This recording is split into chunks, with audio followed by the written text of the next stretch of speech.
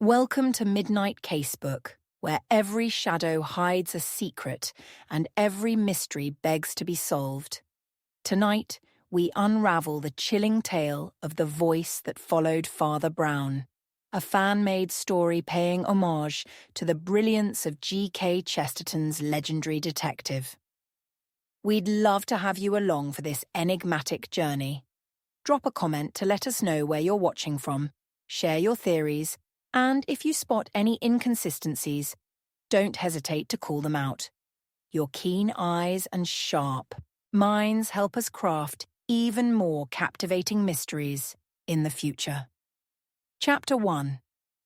The Voice Haunted, Father Brown.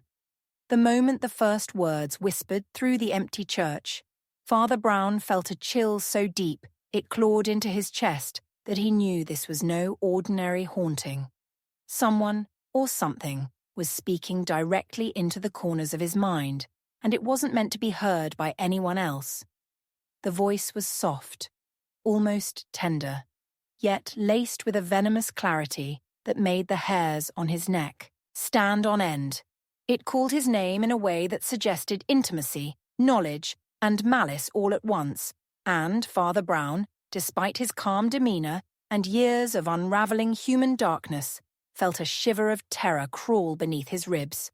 He had faced murderers, liars, and the cruelest of hearts, but this voice, this sinister echo, felt like it was digging beneath his very soul, reading him, mocking him, and preparing him for a revelation he couldn't yet understand. It had begun late at night, in the solitude of the rectory, after the candles had burned low and the wind whispered through the cracks in the old stone walls. At first, Father Brown thought it was a trick of the imagination, a mere product of exhaustion and the lonely weight of his responsibilities. Yet the voice persisted, carrying phrases that no human could have known, details from confessions long ago, secrets that even the deceased could not have revealed. Each time Father Brown attempted to pray, the voice grew louder, shaping words that intertwined threat with prophecy, as though it were aware of his every hesitation, his every doubt, and even his most fleeting thoughts. He wandered through the silent streets of the village the next morning, trying to shake the sensation that he was being followed by more than shadow or memory. Shopkeepers glanced nervously at him, and the children gave him curious, almost frightened looks as he passed. Father Brown's own reflection in the window panes seemed alien, the eyes too wide, too cautious, as if they recognized the danger he did not yet fully understand. The voice, though absent in the sunlight, lingered like a residue in his mind, whispering that it would return, and when it did, nothing would be as simple as it seemed. The first clue, or what he hoped was a clue, came in the form of a single, inexplicable letter left on the doorstep of the church. It was unmarked, unsigned, written in a hand that was at once elegant and jagged, the ink smeared in a way that suggested haste, urgency, and dread. The message was chilling in its ambiguity. He knows. Do not trust what you hear. The truth hides where shadows cannot reach. Father Brown held it, feeling the paper tremble beneath his fingers as though it carried its own pulse. The words made no literal sense, yet they struck at him with the precision of a blade. He realized instantly that this was a challenge, a psychological maze laid out by someone who not only wanted to torment him, but also to prove a point he could not yet grasp. As the days passed, the voice became more insistent, following him into the confessional, into his study, and even into the chapel during Mass. Parishioners noticed his distracted demeanor, the way he would pause mid-sermon, his gaze drifting toward empty pews, as if expecting a visitor that no one else could see. Father Brown began keeping a journal, recording the phrases, the cadence, the uncanny knowledge embedded in each whisper. And yet, the more he wrote, the less he felt in control. Each entry seemed to anticipate the next, almost as if the voice were reading over his shoulder, correcting him, teasing him with truths half told. One evening, he discovered a small black feather tucked into the pages of his journal. It had not been there before, he was certain, and its presence brought with it an oppressive sense of foreboding. There was no logical explanation, no animal in the vicinity that could have left it. It was a token, a mark, a message, perhaps. But from whom? And why now? Father Brown traced its downy strands with trembling fingers and realized with a shiver that the feather's tip was not black at all but deep crimson, as though it had been dipped in blood that was neither fresh nor fully dried. The sensation of being watched became almost unbearable. Every creak of the floorboards, every rustle of wind outside, felt like confirmation that the voice was near, shaping his thoughts, turning him inside out, questioning his faith, his morality, even his sanity. The first major revelation, or the first part of it, came when Father Brown encountered the old caretaker, Mr. Latham, an unassuming man who had lived in the village longer than anyone could remember. Mr. Latham muttered phrases under his breath that seemed innocuous at first, but, when pieced together, mirrored the language of the mysterious voice. "It knows what lies beneath," he muttered. "Even the light cannot save us from it." Father Brown, usually calm and composed, felt a sudden jolt of fear.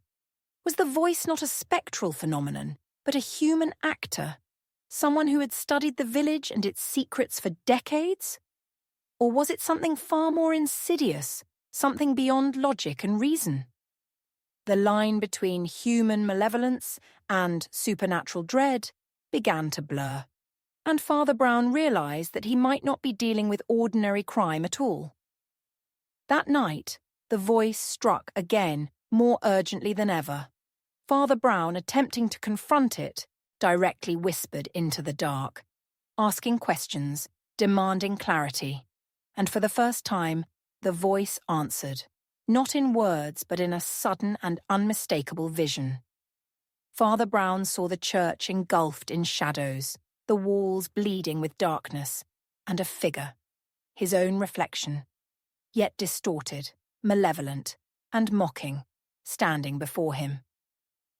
It spoke without a sound, commanding him to seek a hidden door, a place he had never noticed, a threshold to secrets that were perhaps too terrible to reveal. Father Brown staggered backward, sweat pouring down his brow, his heart pounding with a mixture of fear, exhilaration, and profound dread. The following morning he investigated every inch of the church, every hidden nook, every forgotten corner. In the dim light of the vestry, behind an old tapestry depicting a forgotten saint, he discovered a narrow slit in the wall, barely large enough to squeeze through. The air that escaped it was cold, pungent with decay, and unmistakably human. Father Brown felt the full weight of uncertainty pressing against him. Should he enter, risking not only his life but perhaps his very soul? Or should he step back and allow the mystery to fester, consuming itself slowly in the shadows? Every instinct screamed at him to proceed, yet a deeper, more primal fear whispered that some doors, once opened, could never be closed again. It was then that the voice spoke clearly for the first time, audible now, cutting through the silence like a knife. "You are not ready. You will see, but you will never understand." Father Brown froze, unable to breathe, his mind spinning.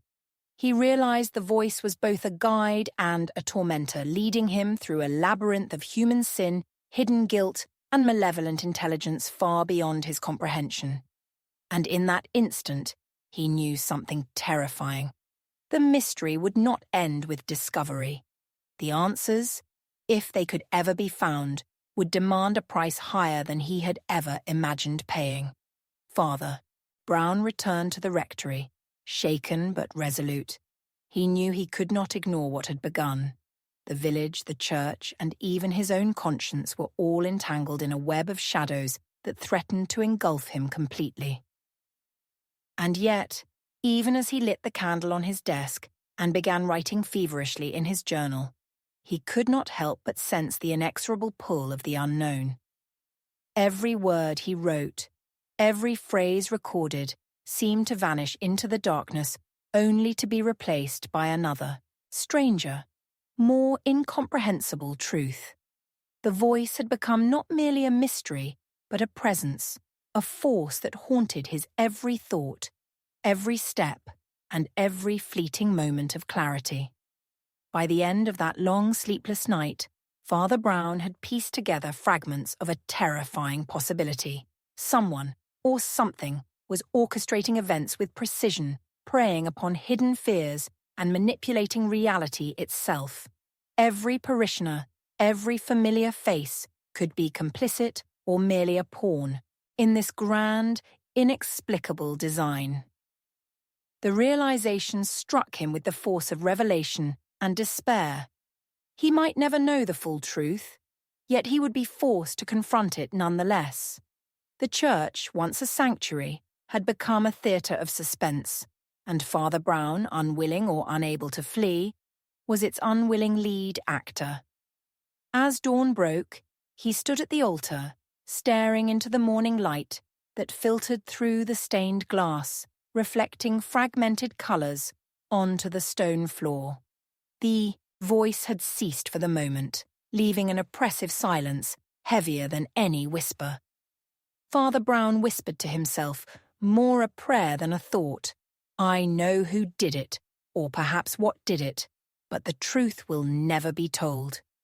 And in that ambiguous proclamation, the audience, if they had been watching, would feel the full weight of uncertainty, the dizzying terror of curiosity, and the irresistible compulsion to continue, even as their hearts screamed to stop.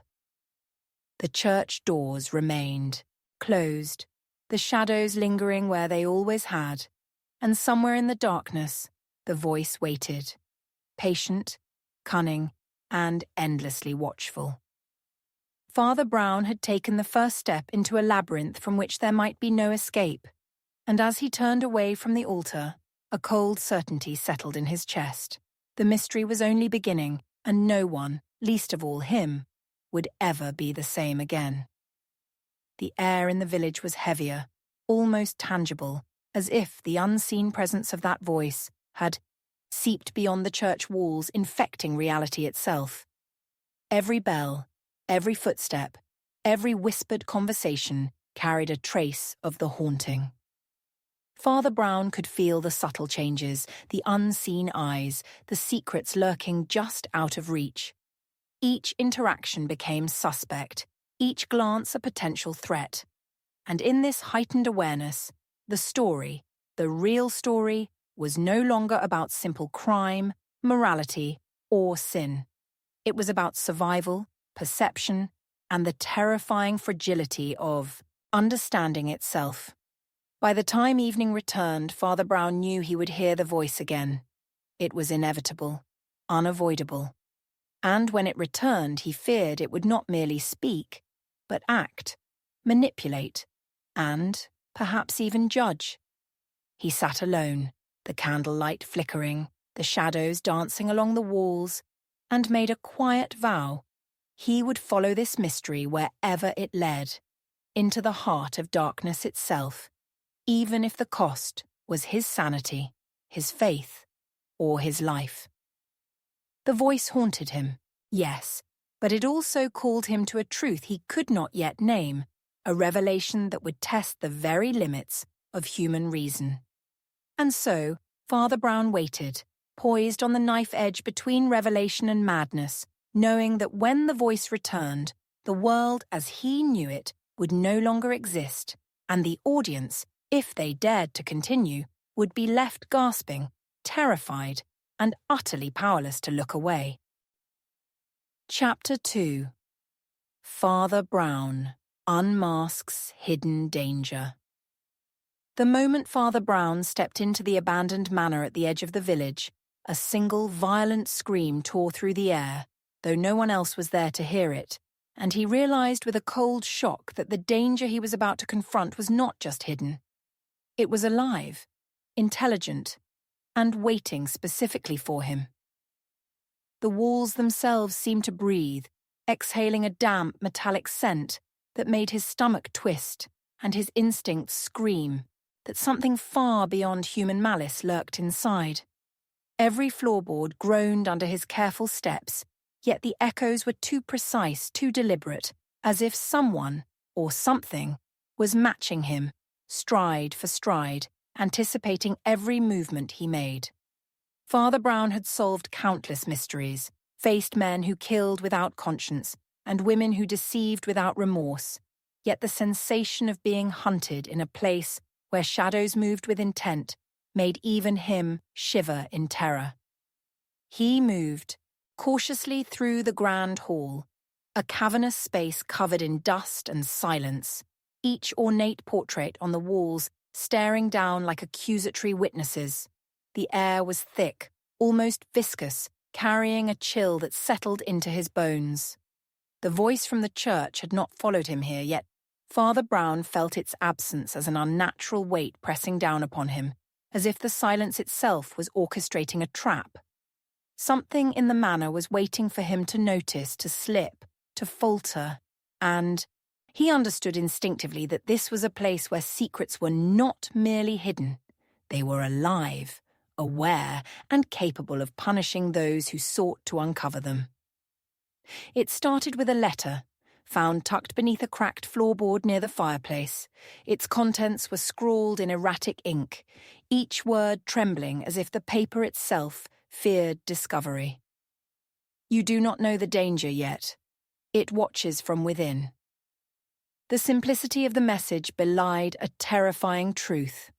This was no ordinary criminal plot, no petty act of revenge.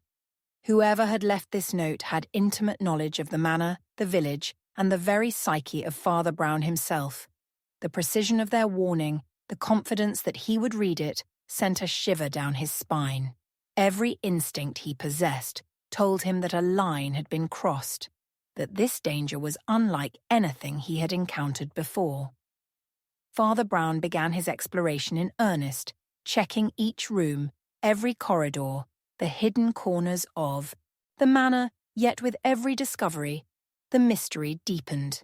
In the library, he found a book whose pages were hollowed out to conceal a small, jagged knife, its blade coated in a dark substance that he dared not identify.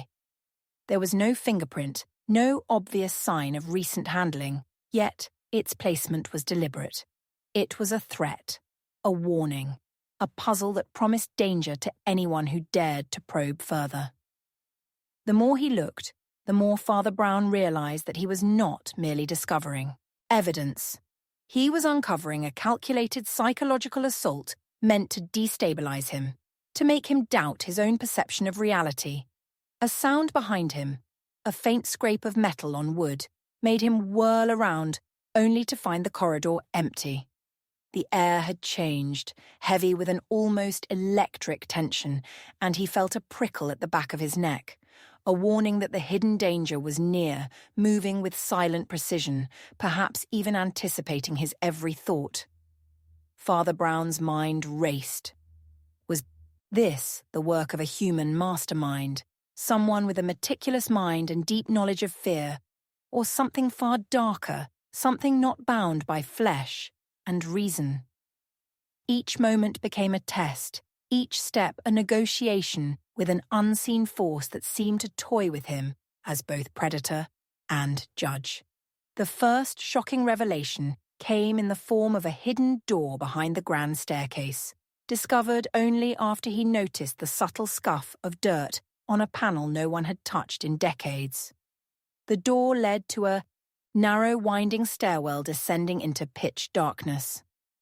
Father Brown descended, candle in hand, each step echoing against walls slick with moisture, until he reached a subterranean chamber filled with objects so incongruous and disturbing that he could scarcely believe his eyes. Ancient relics, broken mirrors reflecting fragments of himself in grotesque shapes, jars filled with unidentifiable substances, and the remnants of letters that detailed the innermost fears and secrets of prominent villagers. Everything here pointed to a mind consumed by obsession, surveillance, and cruelty. The scale of the danger became undeniable. Someone had been plotting for years, meticulously gathering information, constructing a web designed to ensnare and terrify, and he was now in the heart of it. As he examined a particularly disturbing array of mirrors, each angled to reflect the same image of a lone figure in a hooded cloak, the air shifted, and Father Brown felt a breath on the back of his neck. Whipping around, he saw nothing, yet a shadow moved across the wall, not matching any shape in the room. The psychological assault escalated beyond human comprehension. Father Brown's mind raced, trying to make sense of the impossible. Was this a clever trick of light and reflection, or was the danger truly alive, able to manipulate perception itself? He remembered the letter, the cryptic warning, and a cold fear sank into his chest. The danger was closer than he had imagined, possibly watching him now, silently calculating, waiting for him to falter. A sudden noise, a metallic clink, drew his attention to a pile of papers in the corner. Among them, he found a diary belonging to the previous caretaker of the manor. Its entries were erratic, fragmented, and increasingly paranoid. The caretaker spoke of voices in the walls, eyes that followed him, shadows that moved independently, and a sense that the house itself was conspiring against him. Father Brown read with growing unease. The account mirrored his own experience but escalated it, detailing events that suggested not only premeditated human malice, but also something unexplainable, almost supernatural. Each page deepened the mystery, offering clues and terror in equal measure, yet providing no real answers. It was then that Father Brown noticed a subtle pattern. The objects in the room, the letters, the mirrors, they all seemed to point to a specific corner of the chamber, a small alcove hidden behind a tapestry, depicting a serene landscape. As he approached, the candlelight flickered violently, casting long, distorted shadows that seemed to reach for him. His hand touched the tapestry, and he felt a slight indentation, a button or latch that opened a further hidden compartment. Inside, he discovered a collection of masks, twisted, grotesque visages carved to represent the villagers in unsettling ways. Each mask had small etchings, dates, events, and notes, tracking behavior, secrets, and even fears. Father Brown realized with a jolt that someone had been meticulously documenting not just actions, but the very essence of people's inner lives, their sins and vulnerabilities, weaponizing them against the community. The psychological weight of this discovery was nearly unbearable. Father Brown staggered back, feeling a wave of nausea and disbelief. The danger he faced was not merely physical, it was mental, moral, and spiritual. The level of obsession required to create such a repository of fear was beyond normal comprehension. He understood that the person responsible, or perhaps something inhuman hiding behind the guise of human calculation, was not just dangerous, but brilliant, cruel, and terrifyingly patient. And now, Father Brown was drawn directly into their design, a key participant in a sinister drama whose conclusion he could neither predict nor prevent. A sudden crash of a shutter in the manor above made Father Brown leap. The sound echoed as though amplified by unseen forces, and he felt a strange vibration in the floorboards, like the house itself was reacting to his presence. He moved cautiously back toward the stairs, noting that the house seemed more labyrinthine than before, corridors twisting in ways that defied memory. The sense of being watched was now nearly tangible, a presence that exuded intelligence and malevolence. Each step was measured, each breath calculated, as he realized that whatever had orchestrated this hidden danger was not finished, not remotely close to being finished.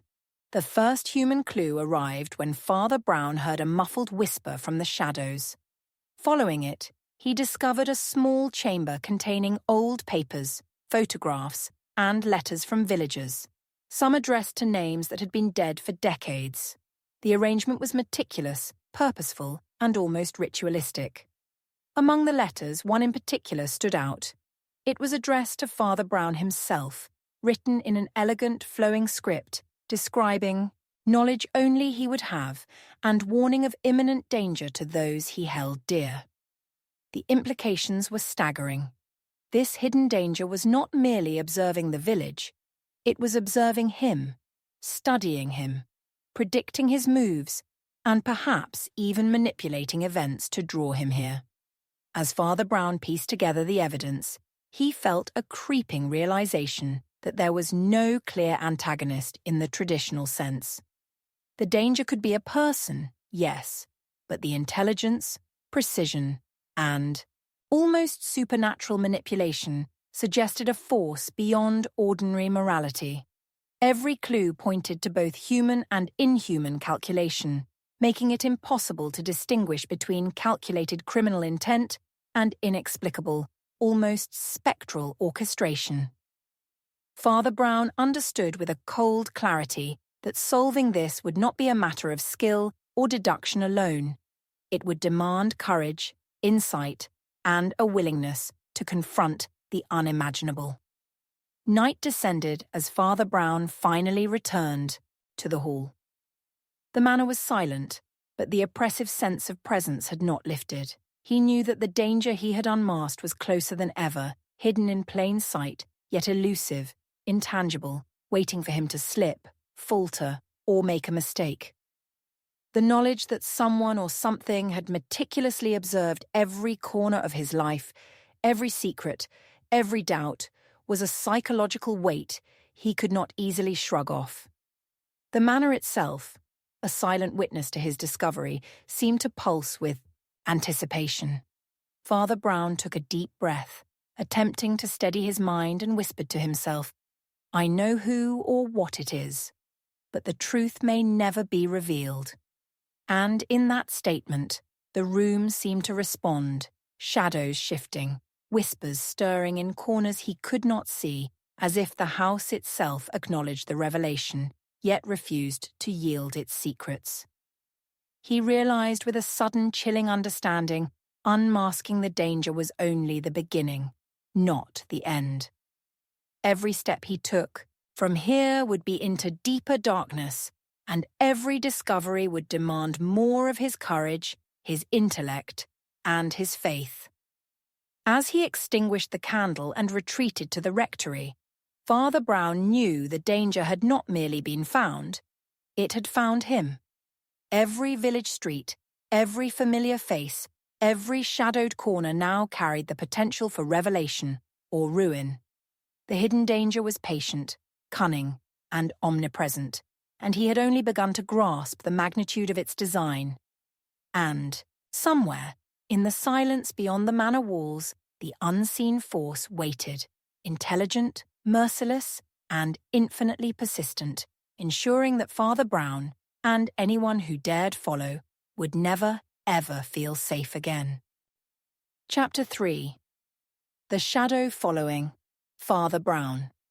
The moment Father Brown stepped into the fog-drenched alley behind the church, he felt a presence so close, so impossibly real, that his skin prickled with an almost violent awareness.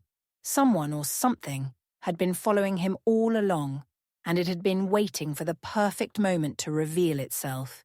He could feel it in the hair at the back of his neck, in the subtle pressure on his chest, in the faint, almost imperceptible shift of the air behind him.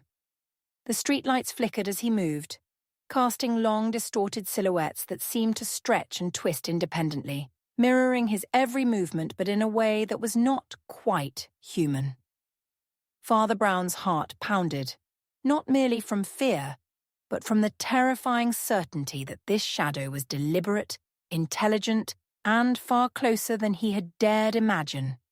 It began subtly that morning, with small, unexplainable occurrences, the creak of a floorboard in the rectory when he knew no one was home, the faint whisper of footsteps that vanished as soon as he turned, and the fleeting glimmer of a dark figure in reflective surfaces that seemed almost like hallucinations.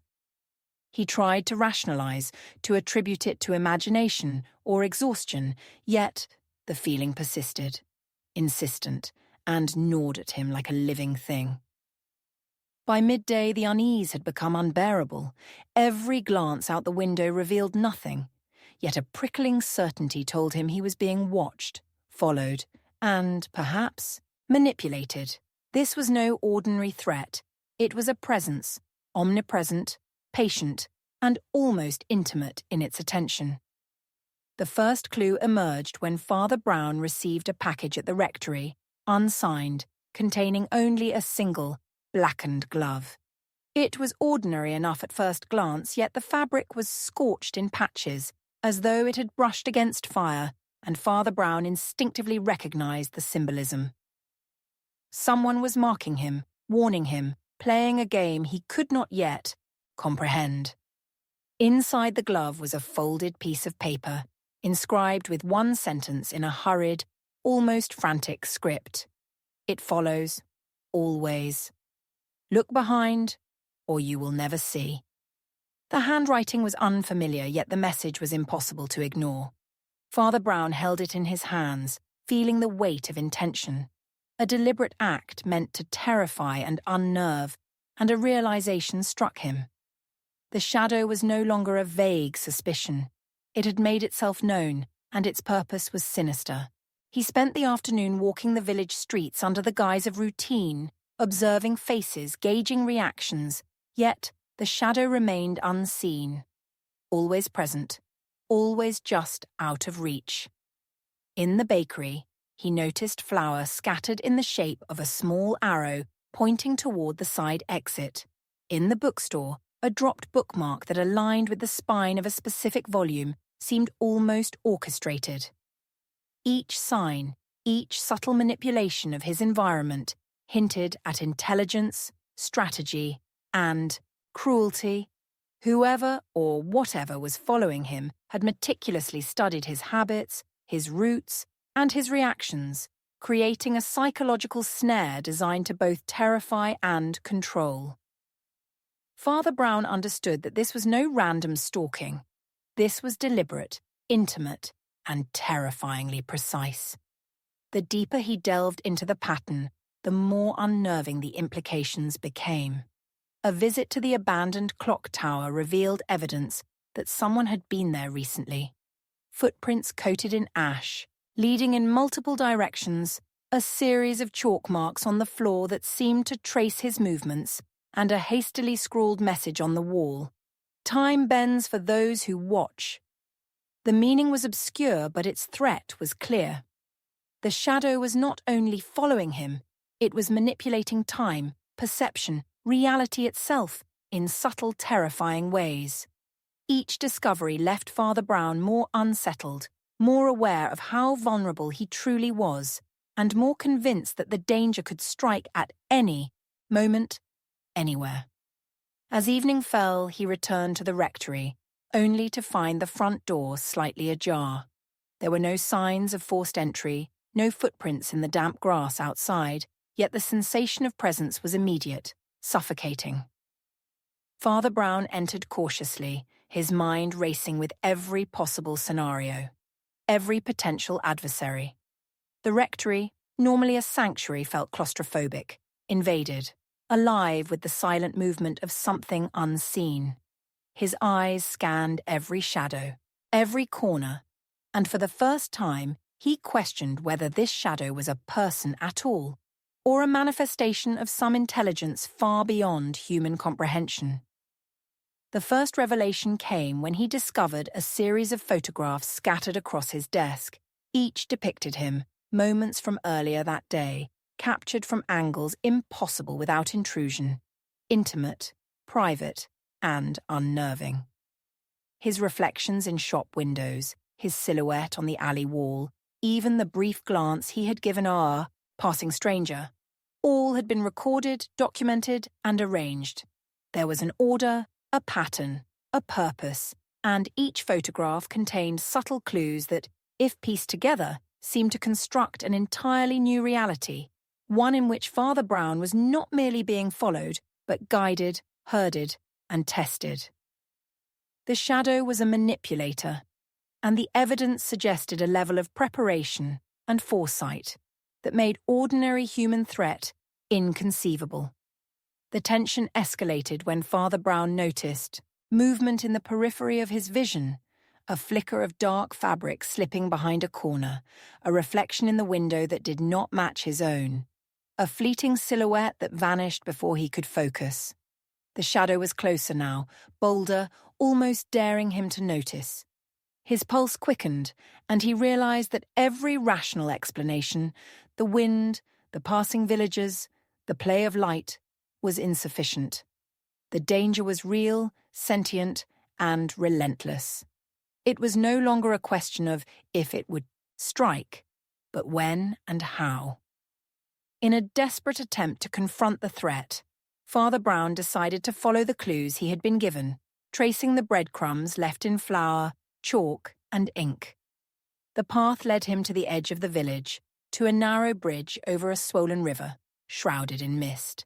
There the shadows of the trees seemed to twist unnaturally, branches clawing at the night air, and he felt the unmistakable weight of eyes upon him.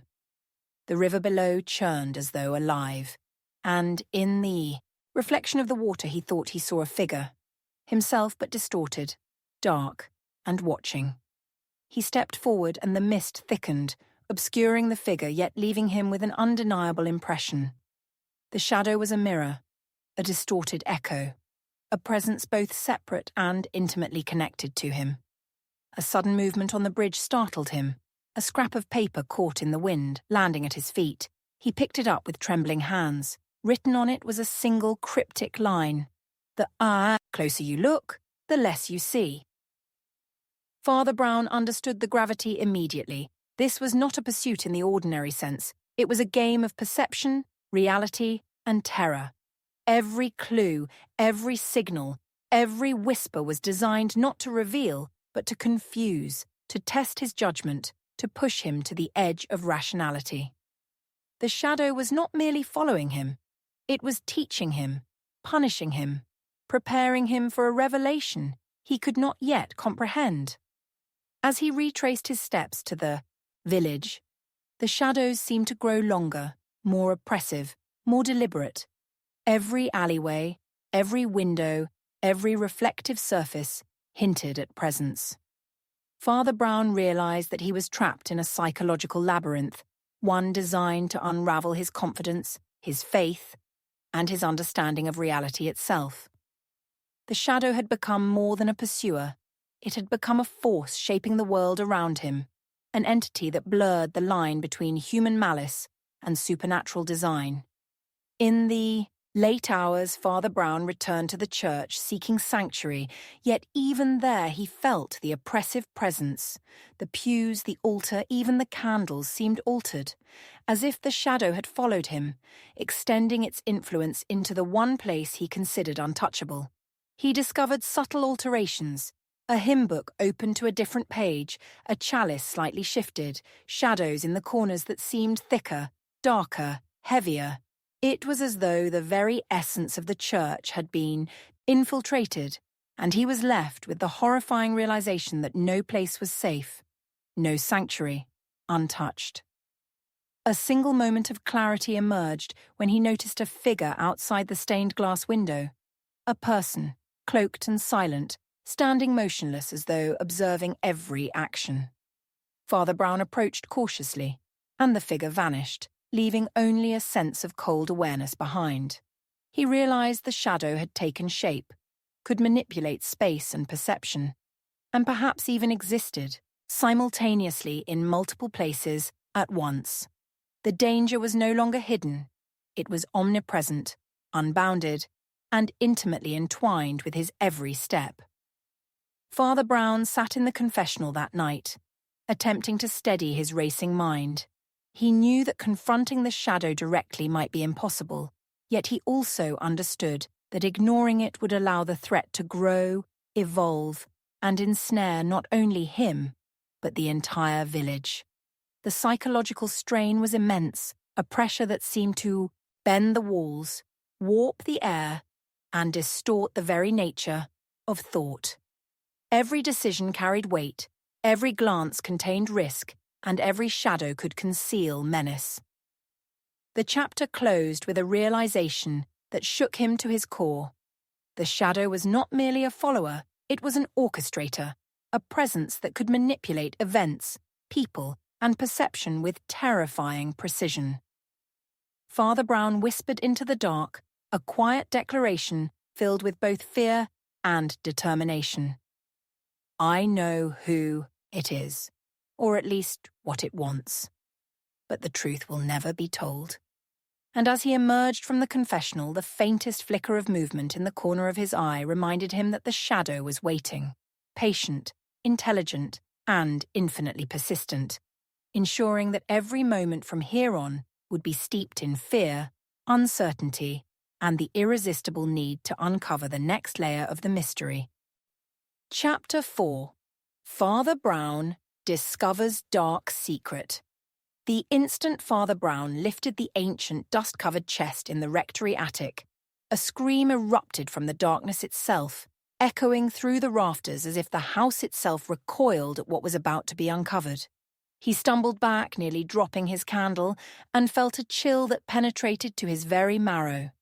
The attic, usually silent and suffocating only with age, now felt alive, malevolent, as though it had been waiting for this precise moment to reveal something long concealed, something capable of shattering the calm of the village forever.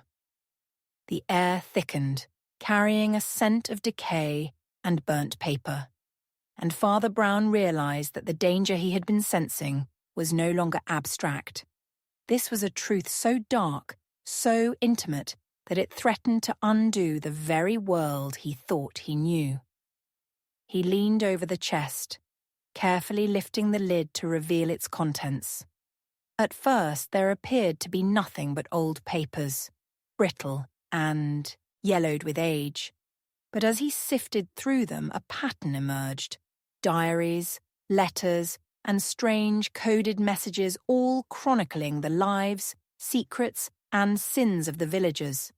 Some pages were soaked in an unidentified liquid that left dark stains across the script. Others bore marks of deliberate erasure, as if the writer had attempted to obliterate evidence while leaving the shadows of the truth intact. Father Brown's heart pounded with both fascination and dread, for he understood immediately that these documents were not mere records. They were instruments of control, tools for someone who had been orchestrating terror long before he had even suspected it. The mystery deepened as he found a journal belonging to the previous rector, a man whose memory had faded into obscurity in the village. The entries were fragmented and paranoid, describing whispered conversations in empty corridors, fleeting figures glimpsed in reflective surfaces, and a sense of unseen eyes tracking every movement. One entry, dated almost exactly 50 years prior, contained the chilling words, "He waits in the shadows, knowing every prayer, every confession, every secret unspoken."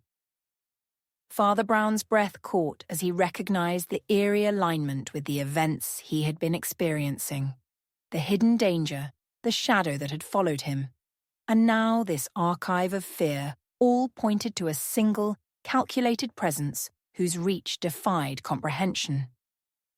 The suspense intensified when Father Brown discovered a series of maps hidden between the pages of the rector's journal. Each map depicted the village in meticulous detail, but with markings that defied explanation. Paths through buildings, secret tunnels beneath the streets, and symbols that seemed to correlate with both people and events, not just locations.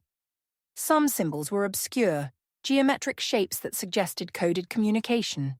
Others were unmistakably sinister. A dagger, a figure hanged, a skull etched into the margins.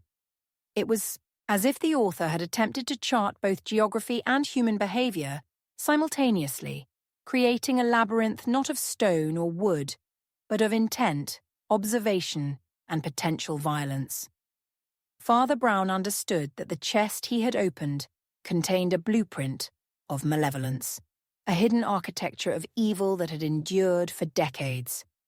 As he delved further, a faint noise from the corner of the attic caused him to freeze. The soft scuff of movement, deliberate and measured. The shadows themselves seemed to twitch, stretching unnaturally toward him, and he realized that he was not alone. The presence that had haunted him in the streets, the shadows that had stalked his steps, now seemed to exist within the very walls, a consciousness embedded in the space around him. Father Brown's mind raced, torn between the rational understanding of human malice and the terrifying possibility that this was something beyond explanation, something that had been meticulously hidden in plain sight, feeding on secrets and fear alike. He uncovered a letter, folded and creased, addressed to him personally, written in an elegant hand that was both familiar and unsettlingly strange. The letter contained no signature, yet the content suggested intimate knowledge of his thoughts, his fears, and his prior encounters with the shadow. You are closer than you realize, yet farther than ever. Every step you take is both guided and trapped. Beware, for the truth is not in what you see, but in what is hidden from you. Father Brown's hands trembled as he read the words. The message was a direct challenge, a puzzle, and a threat all at once. The author, human or otherwise, had been planning, observing, and manipulating events on a scale that stretched decades, and Father Brown was now a participant in a design so intricate it seemed almost impossible to comprehend. The dark secret revealed itself when he discovered a small locked compartment at the bottom of the chest. Picking it open with careful fingers, he found an assortment of objects that defied reason. A shattered mirror with pieces arranged in a pattern, a collection of rings engraved with symbols he did not recognize, and a journal that was partially burned, with only fragments legible. The fragments described acts of betrayal, surveillance, and murder within the village, including names, dates, and outcomes. One fragment described a night in which a villager vanished without explanation. The incident officially chalked up to misadventure, but the notes suggested otherwise. The disappearance had been deliberate, calculated, and designed to send a message. Father Brown's stomach churned as he realized that the shadow he had been sensing was not merely a threat in the present. It was a legacy, a force that had shaped the village for generations, leaving devastation in its wake. As he examined the mirror shards, Father Brown noticed an unusual reflection, his own but distorted, twisted in a way that suggested something, watching through it, something beyond the physical. The shards seemed to capture not just light but intention, creating a sense that someone, or something, was observing him even now through angles and planes imperceptible to normal perception. A cold realization struck him. The dark secret was not just information hidden in paper and ink, but a network of perception, surveillance, and manipulation that rendered every action, every glance, every thought potentially known to the orchestrator. The weight of this realization threatened to overwhelm him, as he understood that the danger was not only immediate, but omnipresent, impossible to avoid, and intricately tied to every corner of the village he thought he knew. In the midst of the attic, the temperature dropped abruptly. Father Brown's breath became visible, hanging in the dim light like spectral ribbons. The shadows deepened, moving subtly across the walls, as if reacting to his thoughts and movements. A sudden clatter of falling objects made him spin. Nothing was there, yet the sensation of being observed intensified, palpable and suffocating. Father Brown realized that the dark secret he had uncovered was a living force, feeding on attention, curiosity, and fear. Each revelation drew him further in. Each fragment of knowledge became a chain, binding him to a truth that was both incomprehensible and unavoidable. Among the objects, he found a series of portraits, each depicting a villager in unsettling detail, with small notations beneath their eyes, lips, and hands. Father Brown noted that the markings corresponded with the events described in the journals and letters, hidden alliances, betrayals, and sins carefully catalogued. Whoever had created this collection had intimate knowledge of human behaviour, a keen eye for detail, and a remarkable capacity for cruelty. Father Brown understood that the dark secret was not merely the existence of these objects, but the mind behind them, a mind capable of manipulating, deceiving, and controlling the village from behind a veil of shadow. The attic door creaked, startling Father Brown. A fleeting figure appeared at the threshold, indistinct and fleeting, disappearing as quickly as it had manifested.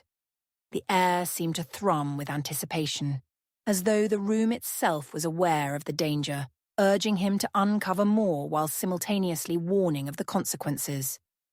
The psychological weight pressed down on him, a mixture of dread and fascination, and he realized that the only way to survive the shadow's influence was to understand it, even if understanding meant confronting horrors that defied explanation. Father Brown carefully documented his findings, arranging the papers, photographs, and objects in a way that suggested he might find patterns, links, and intentions. The process was exhausting, both physically and mentally, yet necessary. Each discovery led to new questions. Who had orchestrated this network?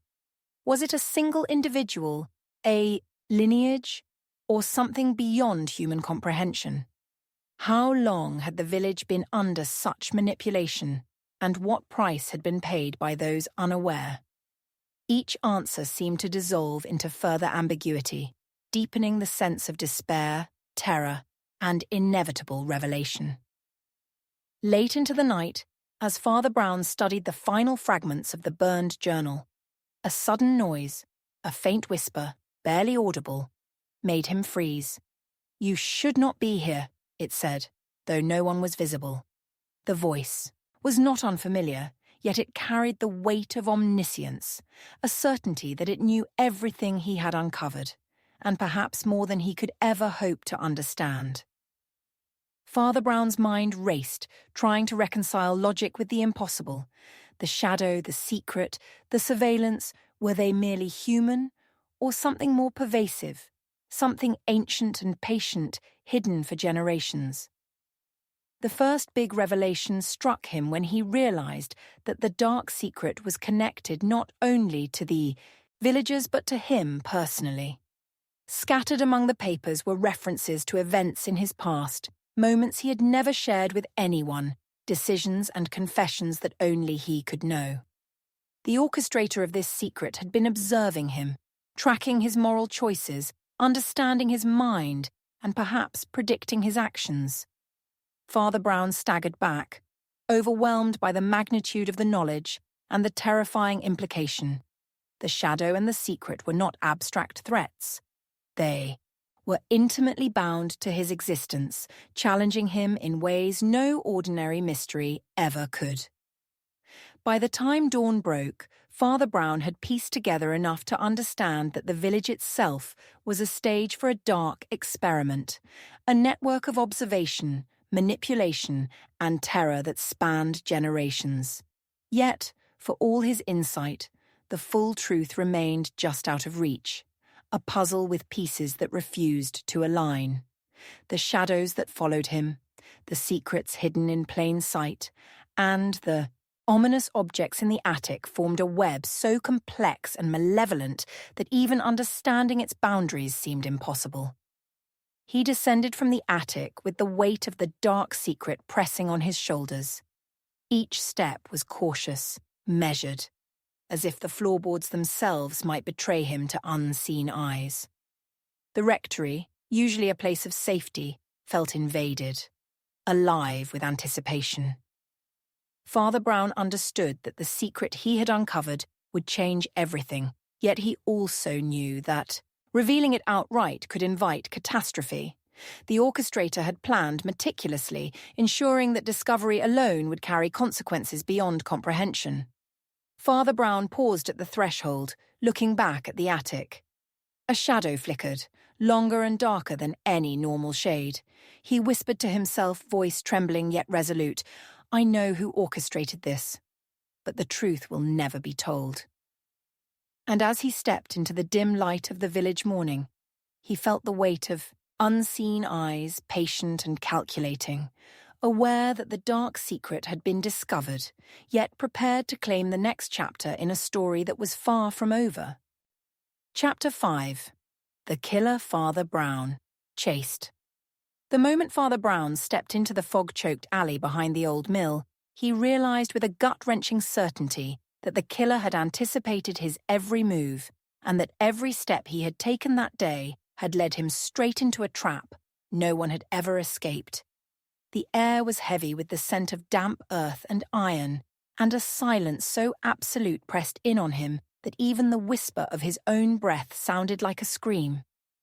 Father Brown's pulse raced, not merely from fear, but from the horrifying understanding that this was not an ordinary pursuit. This was a deadly game, orchestrated with precision, patience, and a terrifying knowledge of human psychology. It began the previous night with the first body, a seemingly random victim found in the shadow of St. Giles's churchyard, neck twisted at an unnatural angle, eyes wide in silent terror. No footprints led to or from the scene, no witnesses had seen or heard anything, yet Father Brown sensed immediately that this murder was deliberate, a message wrapped in blood. Something about the meticulous positioning of the corpse suggested a mind that was both cunning and cruel, someone who understood not just murder, but the art of psychological terror. As he studied the scene under the pallid light of the moon, he felt the presence of eyes, distant yet piercing, observing, judging, testing him.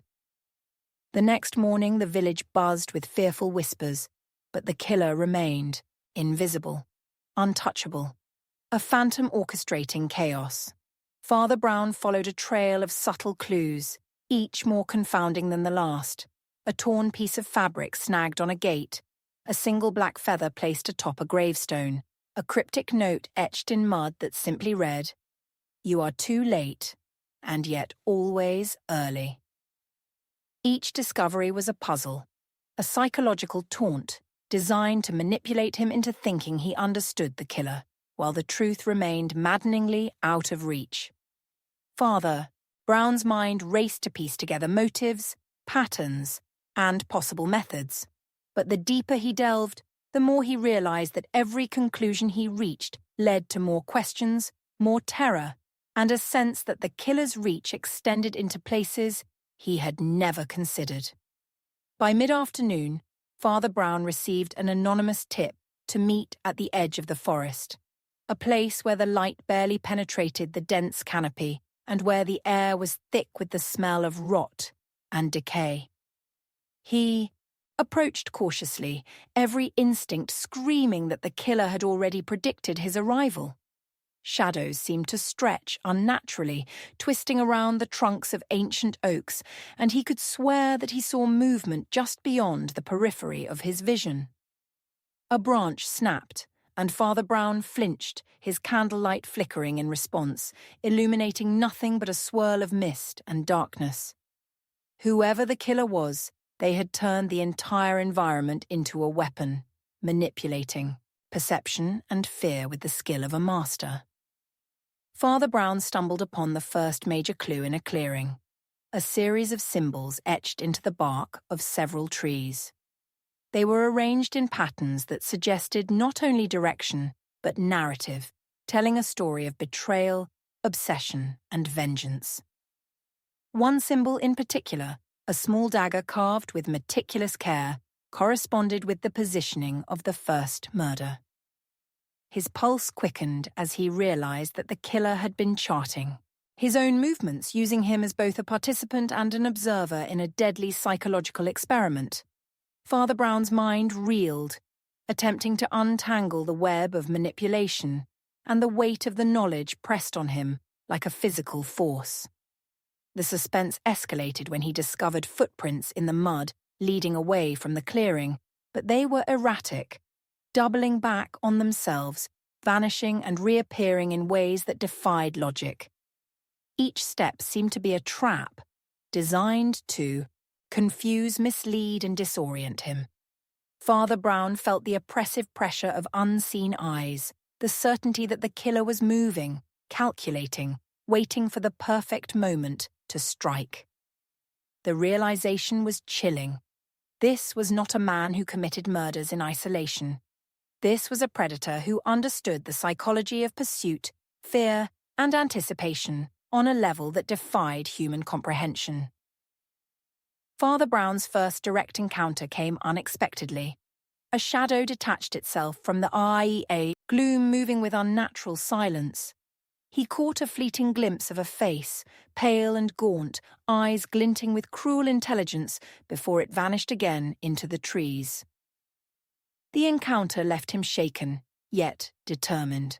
He realized that to catch this killer, he would have to anticipate not just actions, but thoughts, emotions, and reactions. The pursuit was no longer merely physical.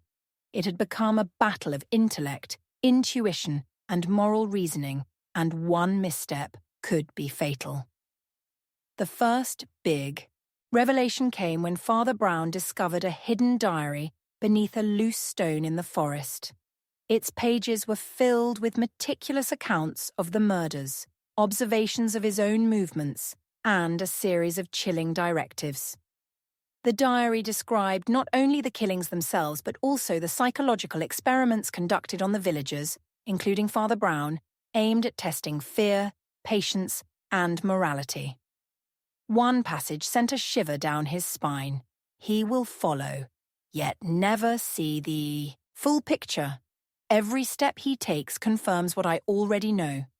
He is both hunter and prey, and the game is mine to command. The realization that he had been unknowingly participating in the killer's elaborate psychological theater left Father Brown both terrified and determined to confront the orchestrator. As night fell, the forest seemed to close in around him. Every rustle of leaves, every snap of twig became amplified, echoing in his mind as a potential threat. Father Brown moved, cautiously, aware that the killer could be anywhere, watching, waiting, or setting the next trap. The diary provided clues, yes, but also misdirections, suggesting a mind capable of manipulating even the most careful investigator. The pursuit had become a labyrinthine psychological battle, each discovery leading to new uncertainties, each path chosen carrying potential danger and revelation. In a decrepit cabin at the heart of the forest, Father Brown found evidence that escalated the horror. Photographs of previous victims, including those he had seen only in passing or in rumor, arranged with meticulous care. Each image was annotated with dates, times, and cryptic comments, detailing the victim's behavior, fears, and interactions. One photo in particular showed him leaving the rectory, a notation beneath reading, "He moves as expected, yet fails to perceive." The killer had been observing him for weeks, perhaps months, predicting every action, and leaving just enough clues to guide the pursuit while maintaining control. The psychological weight was nearly unbearable, leaving Father Brown to confront the terrifying possibility that the killer's intellect, foresight, and cruelty might exceed his own. The pursuit reached a fever pitch when Father Brown noticed a series of traps set along the path. A tripwire here, a hidden pit there, and subtle manipulations of light and shadow to disorient. Each device was both practical and psychological, designed to test not just his physical abilities but his mental fortitude. The killer had constructed a terrain of fear, blending reality and perception, truth and illusion, leaving Father Brown constantly second-guessing every sense, every instinct. The chase had become more than a hunt. It was a masterclass in terror, observation, and control, and Father Brown realized that to survive, he would need every ounce of cunning, courage, and insight he possessed. A sudden confrontation occurred near a cliffside path. The shadow, appeared fully for a fleeting moment, a figure cloaked in darkness, face partially obscured, yet unmistakably human. A blade glinted in the faint moonlight, and Father Brown felt the acute, visceral fear of someone who understands the lethal intent behind every motion. The killer moved with calculated precision, vanishing before Father Brown could react, leaving only the impression of presence, a terrifying awareness that he had come closer than ever, yet remained out of reach. The encounter reinforced a terrifying truth. The killer was both everywhere and nowhere, a master of misdirection, patience, and psychological domination. Father Brown's investigation uncovered another chilling detail. The killer had meticulously documented not only the murders, but also his own methods, habits, and vulnerabilities. Notes hidden in hollow trees, etched into rocks, and secreted in drawers throughout the forest detailed strategies to predict and manipulate his responses. The killer's obsession, with control, observation, and psychological experimentation, created a sense that nothing was spontaneous, everything preordained.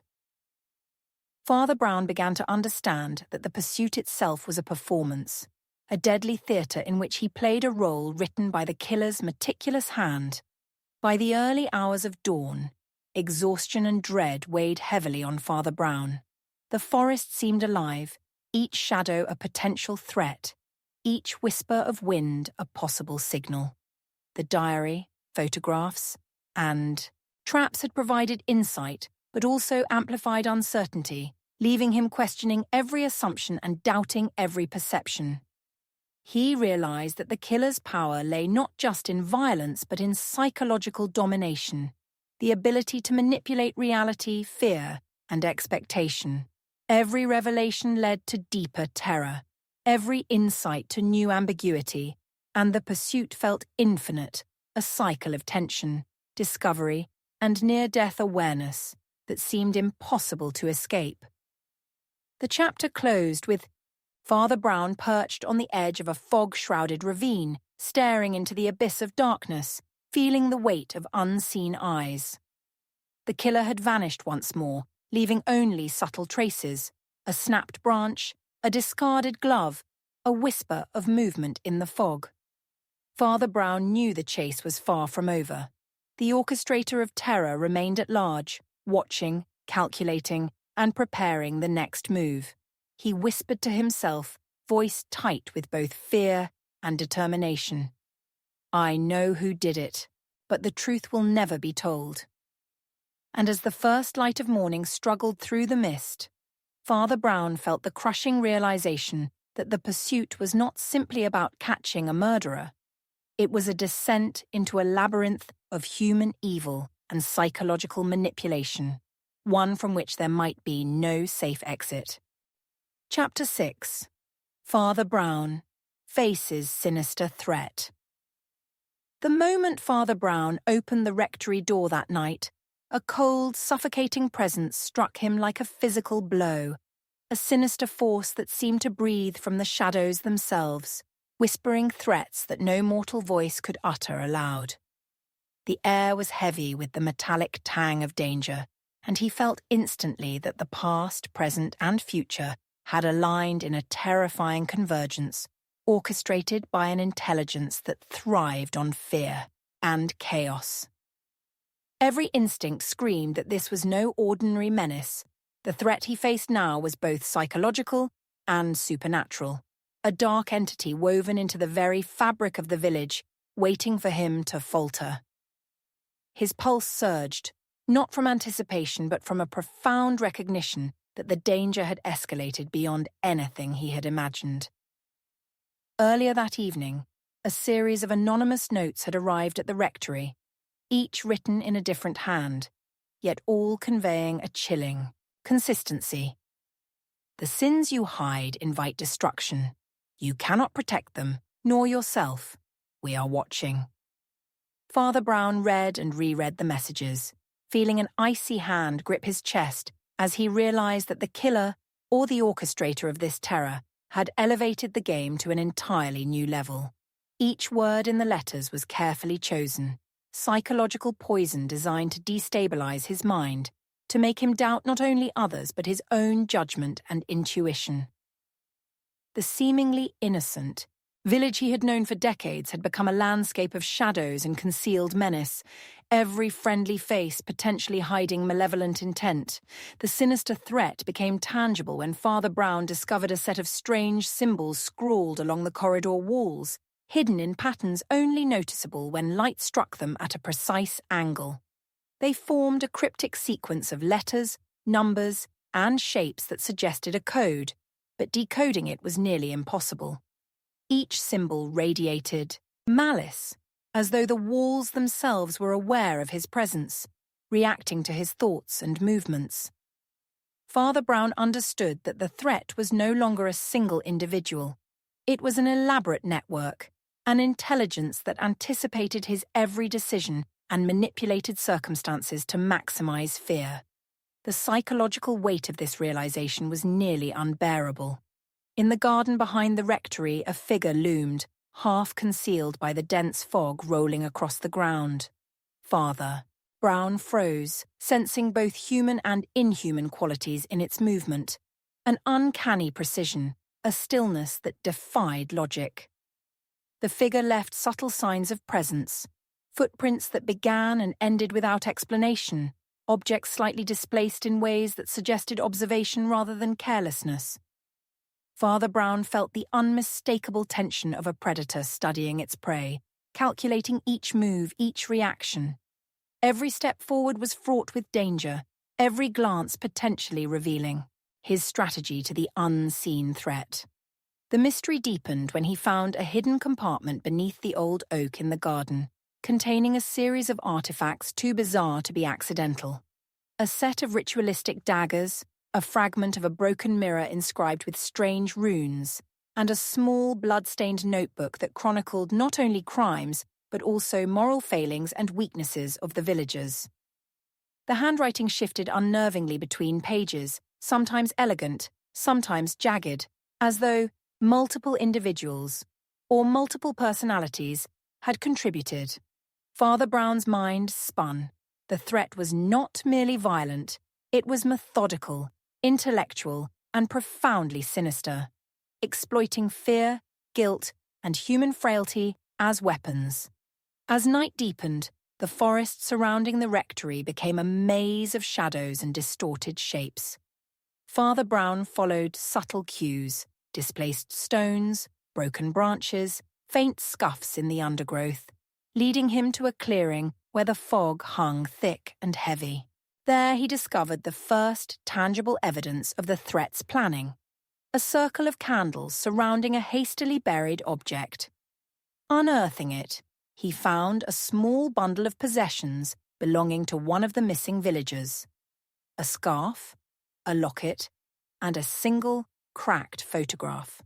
The placement suggested both ritualistic intent and psychological manipulation, indicating that the orchestrator of this threat understood both fear and symbolism on a deeply personal level.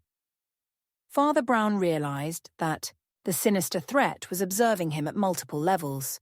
The notes, symbols, artifacts, and orchestrated discoveries were all calibrated to influence his decisions, testing his moral judgment, his courage, and his ability to remain rational under pressure. Each clue revealed more about the threat's mind than about the physical danger itself. Father Brown felt the creeping realization that the true horror was not what the killer could do to him physically, but what they could do to his mind, bending perception, reality, and morality into instruments of terror. The first big revelation came when Father Brown uncovered a hidden journal behind a loose stone in the rectory wall. Its pages were filled with meticulously detailed observations of him, his habits, his daily routines, his emotional vulnerabilities, and the ways in which he had solved previous cases. Each entry conveyed not just knowledge, but psychological insight, as though the threat had been shaping its attacks in anticipation of his responses. One passage chilled him to the bone. He believes himself to be the hunter, Yet he moves within the confines of my design. Each choice is guided, each hesitation noted. Soon he will confront what he cannot comprehend. Father Brown realized the full scope of the threat. It was a calculated force, one that had been orchestrating events for months, if not years, to lead him to this very confrontation. In a darkened alley later that night, a fleeting figure darted, past moving with a speed and precision that seemed impossible. Father Brown pursued, heart hammering, senses heightened to every sound, shadow, and vibration. The chase was relentless. Each corner revealed either a dead end or another calculated diversion. Father Brown noticed subtle clues: a ribbon snagged on a fence, a scrap of fabric fluttering on the wind, a discarded key that hinted at both the intelligence and the malice of the threat. Yet, every discovery deepened the uncertainty, leaving him questioning what was real and what was a trap. The psychological suspense escalated when Father Brown encountered a series of hidden messages carved into the wooden beams of abandoned barns, warnings, predictions, and moral judgments that seemed to speak directly to him. Each message conveyed not only intent, but knowledge of his inner struggles, fears, and moral compromises. The sinister threat was not merely external. It had penetrated the fabric of his understanding, challenging his assumptions and his confidence in his own judgment. Father Brown's mind raced, attempting to piece together the pattern, to anticipate the orchestrator's next move, while the oppressive atmosphere threatened to crush him under the weight of unseen intelligence.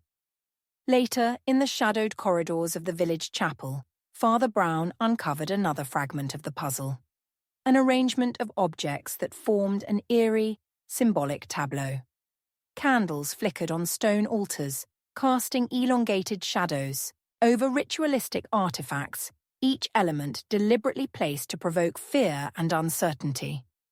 Among the objects, he noticed a photograph of himself taken from a distance, annotated with cryptic markings that seemed to indicate future actions or possible failures. The realization struck him. The threat had been following him with an almost omniscient precision, orchestrating events in ways that were nearly impossible to trace, yet perfectly aligned with a grand design of psychological domination. By the early hours of the morning, Father Brown found himself at the edge of the forest, where the threat's presence felt almost tangible. The fog hung low, twisting in unnatural ways, and he could hear faint whispers carried on the wind, voices that seemed to echo from nowhere, speaking warnings, challenges, and veiled threats. Each step forward was laden with peril, each sound potentially signaling the approach of an unseen adversary. Father Brown understood that the sinister force he faced was both human and something more abstract, a manifestation of intellect, malice, and manipulation that defied conventional confrontation. The climax of tension arrived when he discovered a hidden chamber beneath the village library, accessible only through a trapdoor concealed beneath rotting floorboards. Inside, the walls were lined with hundreds of notes, photographs, and symbolic markings, each documenting not only the sins of the villagers, but also the intricate strategies used to manipulate, coerce, and terrorize them. Father Brown recognized patterns he had seen before, but now the scale was incomprehensible. This was not the work of a single murderer. It was a systematic orchestration of fear, secrecy, and psychological control. The sinister threat was not just an individual but an architecture of malevolence, and he was trapped within its design. In the final moments, Father Brown sensed the orchestrator watching, waiting, confident that every move, every discovery, and every moment of fear had been anticipated. He felt the oppressive weight of their intelligence, the inescapable inevitability of the design. And yet, amid the terror, a resolve began to form within him. He whispered to himself, voice tight but unwavering, "I know who orchestrated this. but the truth will never be told. The shadows of the chamber seemed to shift in response, acknowledging the presence of the hunter, even as the labyrinth of the threat remained unfinished, unresolved, and terrifyingly alive. Father Brown emerged from the hidden chamber as dawn broke, the village bathed in a pale, uncertain light. The sinister threat had not retreated, nor revealed itself fully. It had merely tested, observed, and manipulated, leaving behind a psychological scar deeper than any physical wound. Every street, building, and alley felt charged with possibility and danger, and Father Brown understood that the confrontation had only just begun. The dark force he faced was patient, intelligent, and relentless, shaping events with a precision that defied comprehension. He knew that every revelation was a prelude to greater horrors, every discovery a step further into the labyrinth of manipulation. Father Brown paused at the village edge, the fog rolling back, and reflected on the weight of the knowledge he carried. The sinister threat was not simply an adversary. It was a living, evolving challenge, one that had penetrated human behavior, morality, and perception itself. Each step forward was fraught with uncertainty, each choice a potential trap, yet the pursuit of truth demanded courage, intellect, and intuition. He whispered into the cold morning air, "The threat waits, always watching, and I will follow, though the cost may be everything." The village remained quiet, yet Father Brown could feel it, the omnipresent shadow, patient, calculating, and far from vanquished. Chapter 7. The Whisper Father Brown Couldn't. The moment Father Brown heard the whisper echo through the empty chapel, a chill tore through his chest so violently that he stumbled backward, convinced for a heartbeat that the voice had come from inside his own mind and not from the cold, shadowed walls around him. It was a voice unlike any he had ever encountered, soft, intimate, yet filled with a venomous certainty, as if it knew his deepest fears, his moral failings, and the secrets he had spent decades concealing.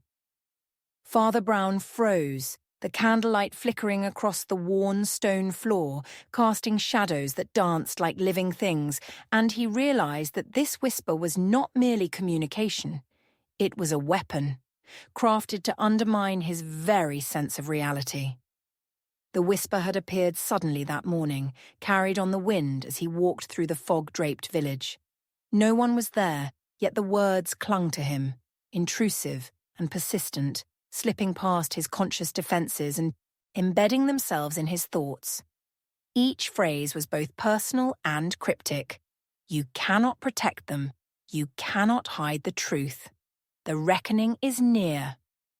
Father Brown struggled to locate the source, searching dark corners, narrow alleys, and empty rooms.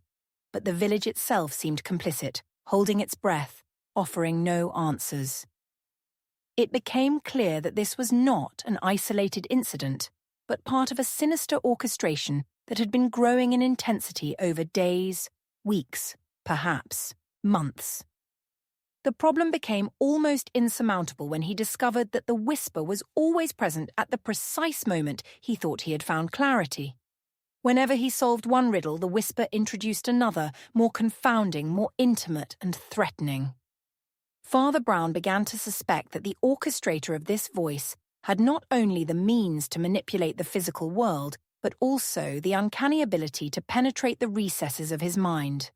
Every solution he uncovered seemed predetermined, every clue a carefully laid trap meant to test his judgment, his faith, and his moral compass. The psychological weight pressed down, threatening to shatter him. By mid-afternoon, the pursuit of the source led him to the abandoned mill at the village edge, a place notorious for dark rumors and whispered horrors.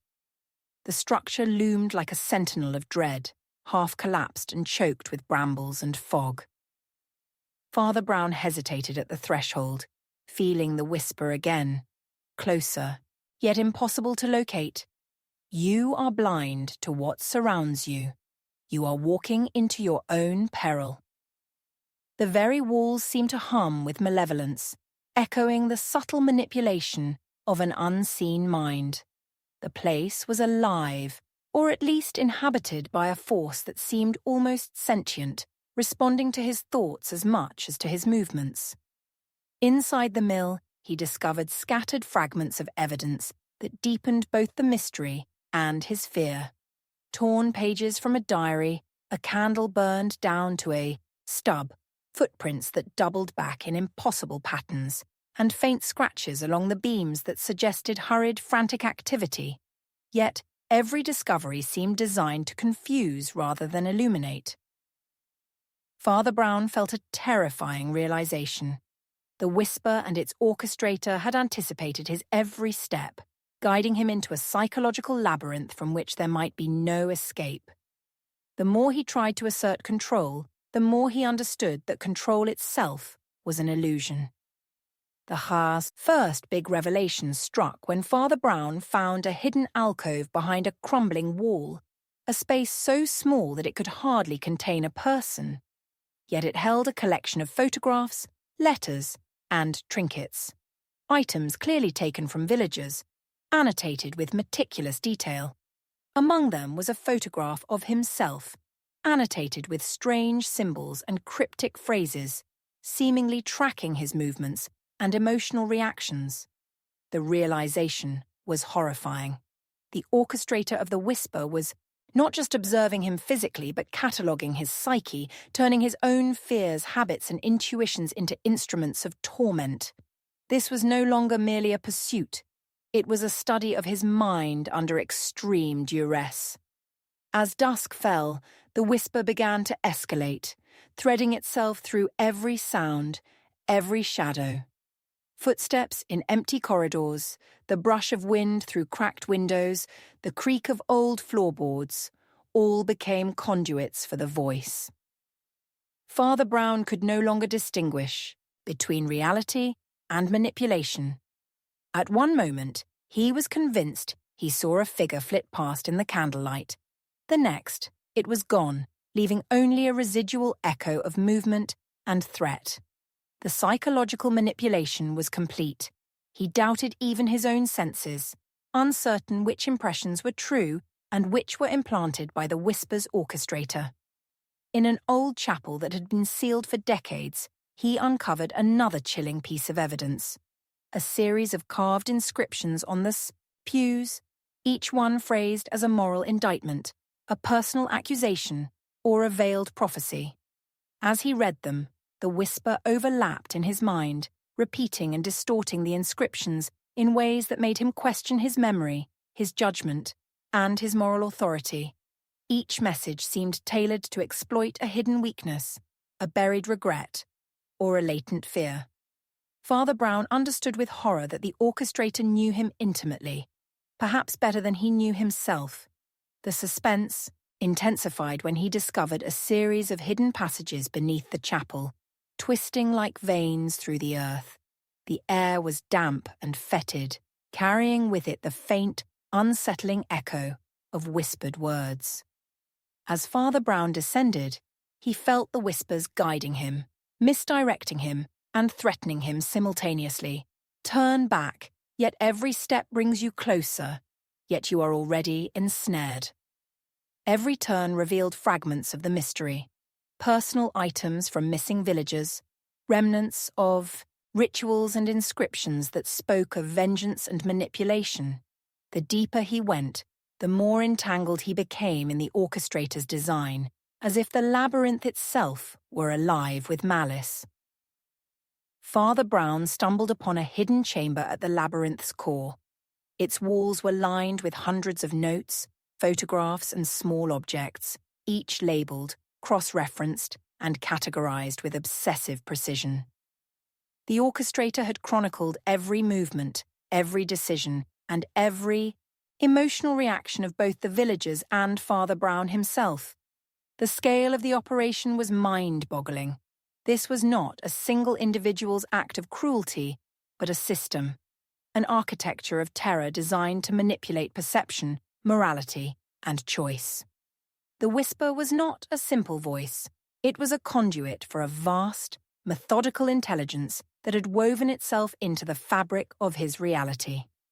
The first direct confrontation with the orchestrator occurred when Father Brown saw a shadow detach itself from the far wall, moving with unnatural silence, observing him with calculated patience. The whisper intensified, threading through every corner of the chamber, growing louder, more insistent, almost palpable in its intensity. The orchestrator spoke through it, a single phrase repeated over and over. "You cannot hide from me." You never could. Father Brown's pulse raced, his thoughts jumbled, yet a core of determination anchored him.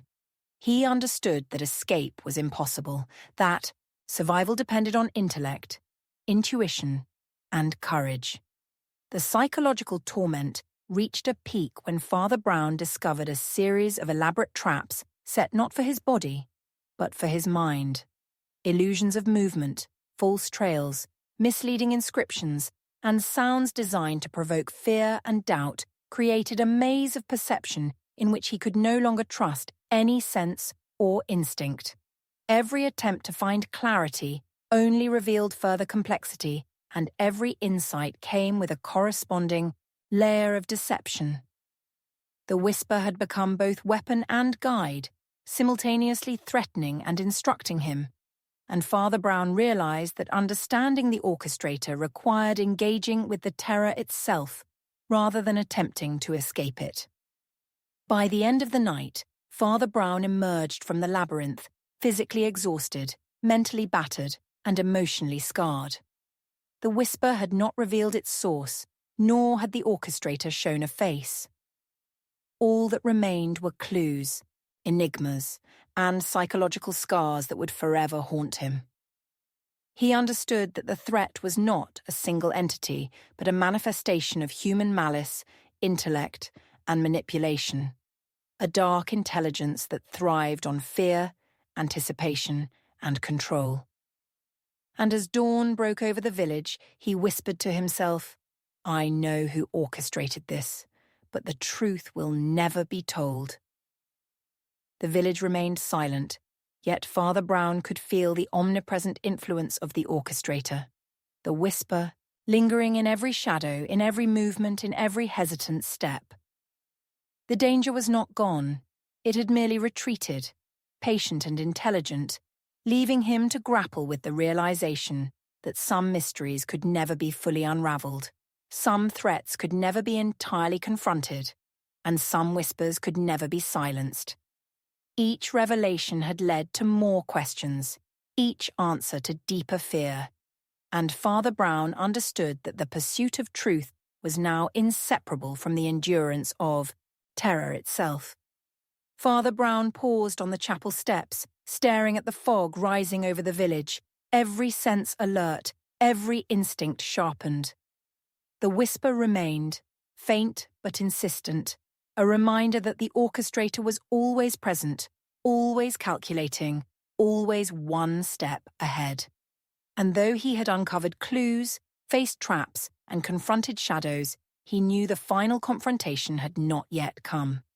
The architect of the whisper remained a ghost, a force of malice and intellect, shaping events, from the unseen manipulating perception and ensuring that Father Brown would never be certain of safety, clarity, or truth. Chapter 8. Father Brown Solves Unseen Mystery.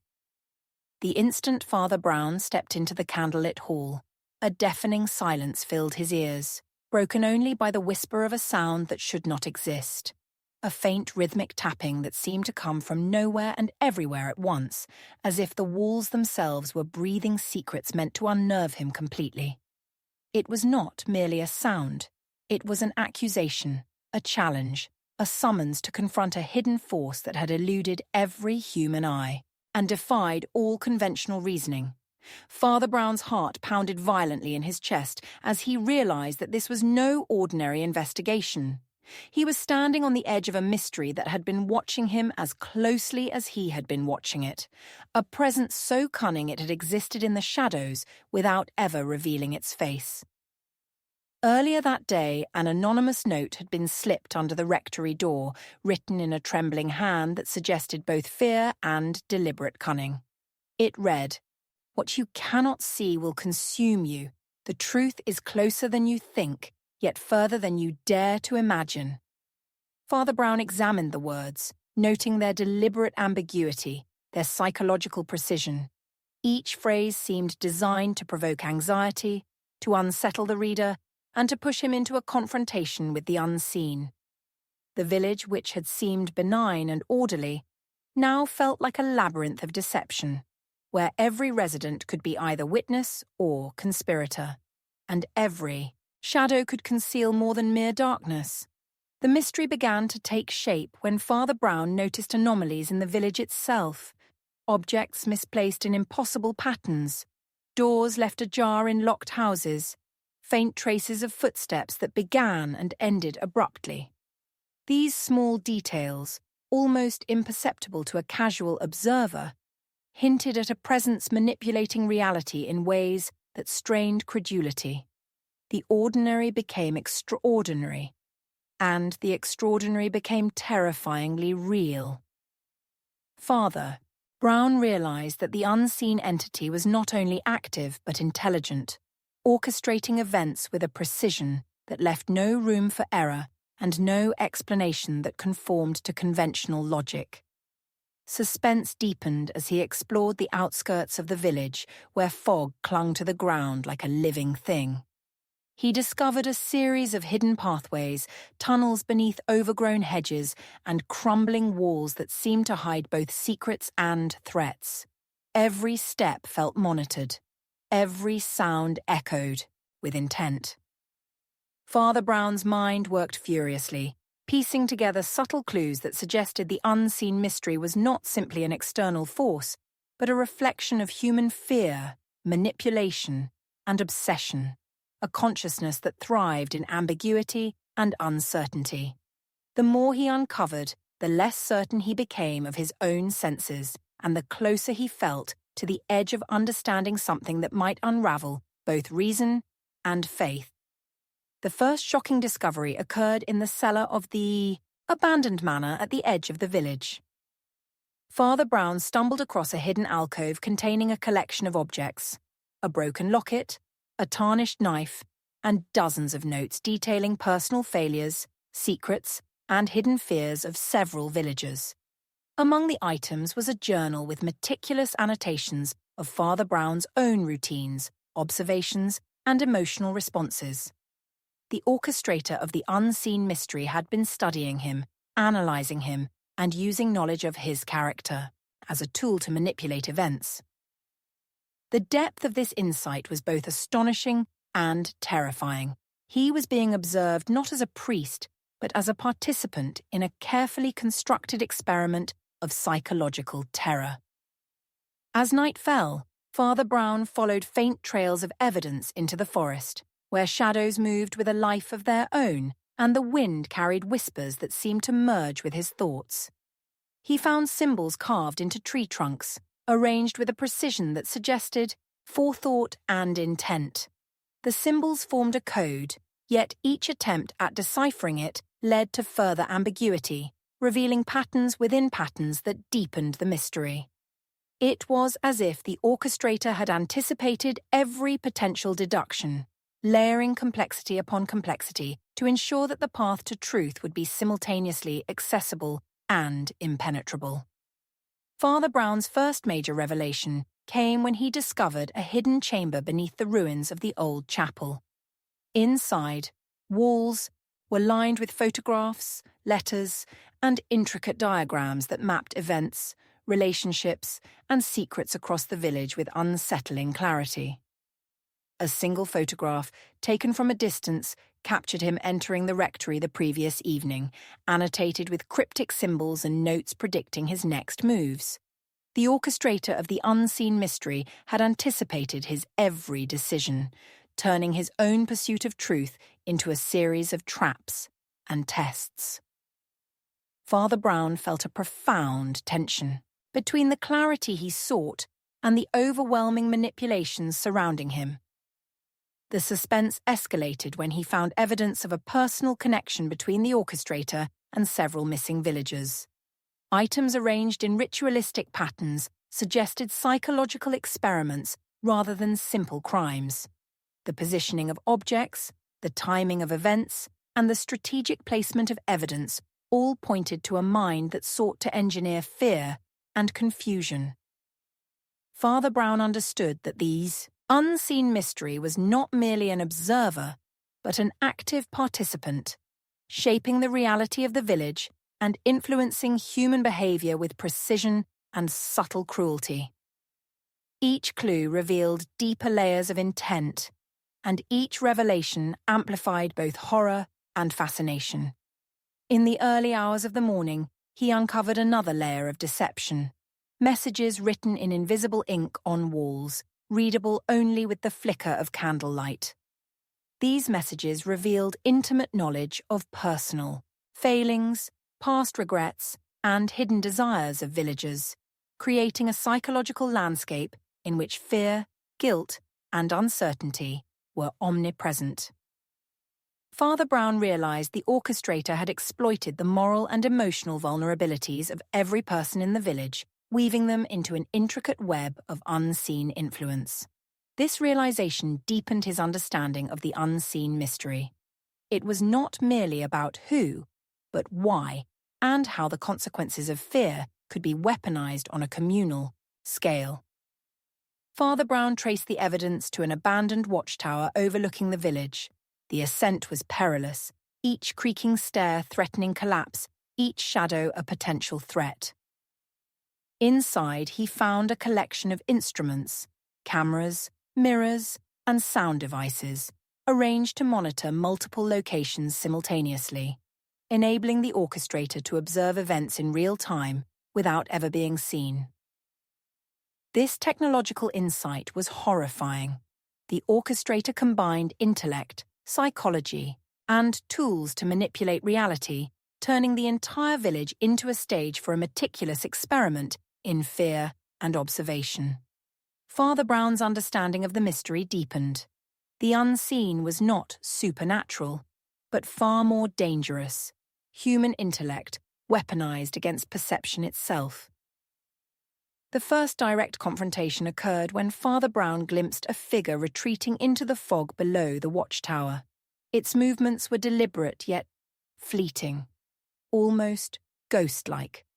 He followed cautiously, every instinct heightened, but the figure vanished without trace. The orchestrator had left deliberate clues, guiding him, testing him, and manipulating both perception and expectation. Father Brown realized that every step he took had been anticipated, and that understanding the unseen mystery required both intellect and intuition, patience and courage, and a willingness to confront truths that might shatter assumptions.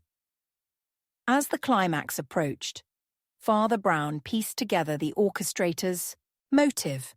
The unseen mystery was a psychological mirror of the village itself, a demonstration of control, observation, and manipulation. The orchestrator exploited fear, morality, and secrecy to create a labyrinth of uncertainty in which truth could never be fully grasped.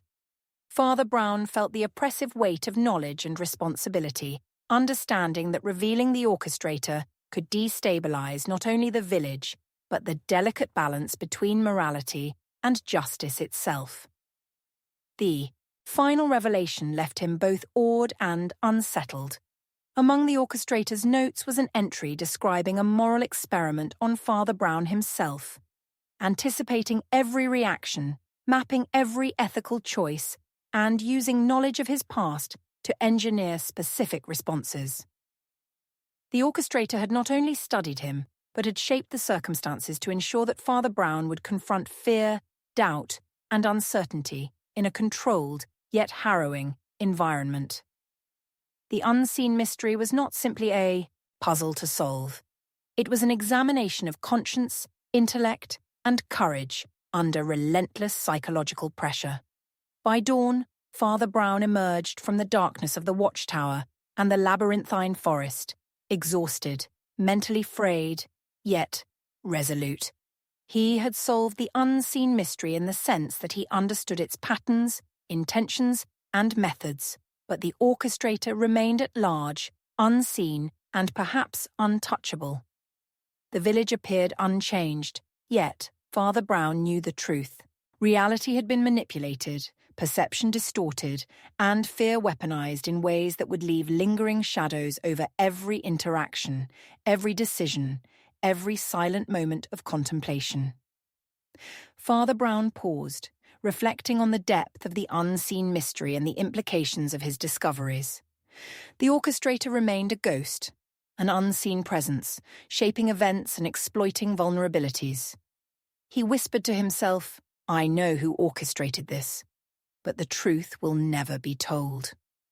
The fog lifted slowly over the village, revealing the familiar streets, but the shadows of manipulation lingered, a reminder that the unseen forces of intellect, fear, and secrecy could never truly be banished, only understood, confronted, and endured. Chapter 9. The Evidence. Father Brown hides. The instant Father Brown touched the old wooden drawer, a shiver ran down his spine as if the very object knew the secrets it contained, and a voice inside his mind whispered a warning that he could neither ignore nor fully understand. Some truths once held, can destroy the one who possesses them. The drawer was ordinary, almost laughably mundane, a simple piece of furniture in the rectory, but beneath its worn surface lay evidence so damning, so entangled with human deceit that even the most steadfast priest would hesitate to confront its implications. Father Brown's hand hovered, his pulse quickening, knowing that opening it would not merely reveal facts, but would awaken shadows he had tried desperately to suppress. Earlier that day, a note had arrived, unsigned, hinting at events long past, yet still dangerously present. The evidence you guard carries more weight than sin or salvation. One glance will change everything. The phrasing unsettled him, suggesting that whoever had sent it knew both the nature of the evidence and the depths of his conscience. Father Brown's mind raced. Had someone followed him? Or was this another manipulation in a series of increasingly intricate threats that had haunted the village for months? The ambiguity gnawed at him, turning a simple decision into a moral and psychological crucible. The mystery began in earnest as he opened the drawer and discovered a stack of documents, photographs, and personal items that defied explanation.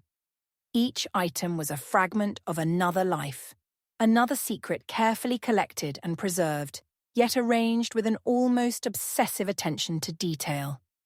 He noticed a folded letter from a villager, stained and brittle with age, with words strikingly relevant to a recent disappearance that had shaken the entire community. The notes contained observations of behaviors, inconsistencies, and hidden motives that, when pieced together, formed a tapestry of deceit and malice that threatened to implicate not just one, but multiple individuals in crimes that had long remained hidden. As Father Brown examined the evidence, suspense mounted. Every item seemed designed to provoke both discovery and doubt.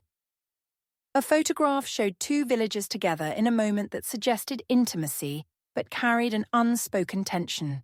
A diary entry described a plan that was never executed, yet hinted at the potential for violence. And a ledger contained cryptic notes that traced transactions seemingly harmless on the surface, but deeply significant when cross-referenced with other incidents. The sheer volume and complexity of the evidence made the situation almost unmanageable.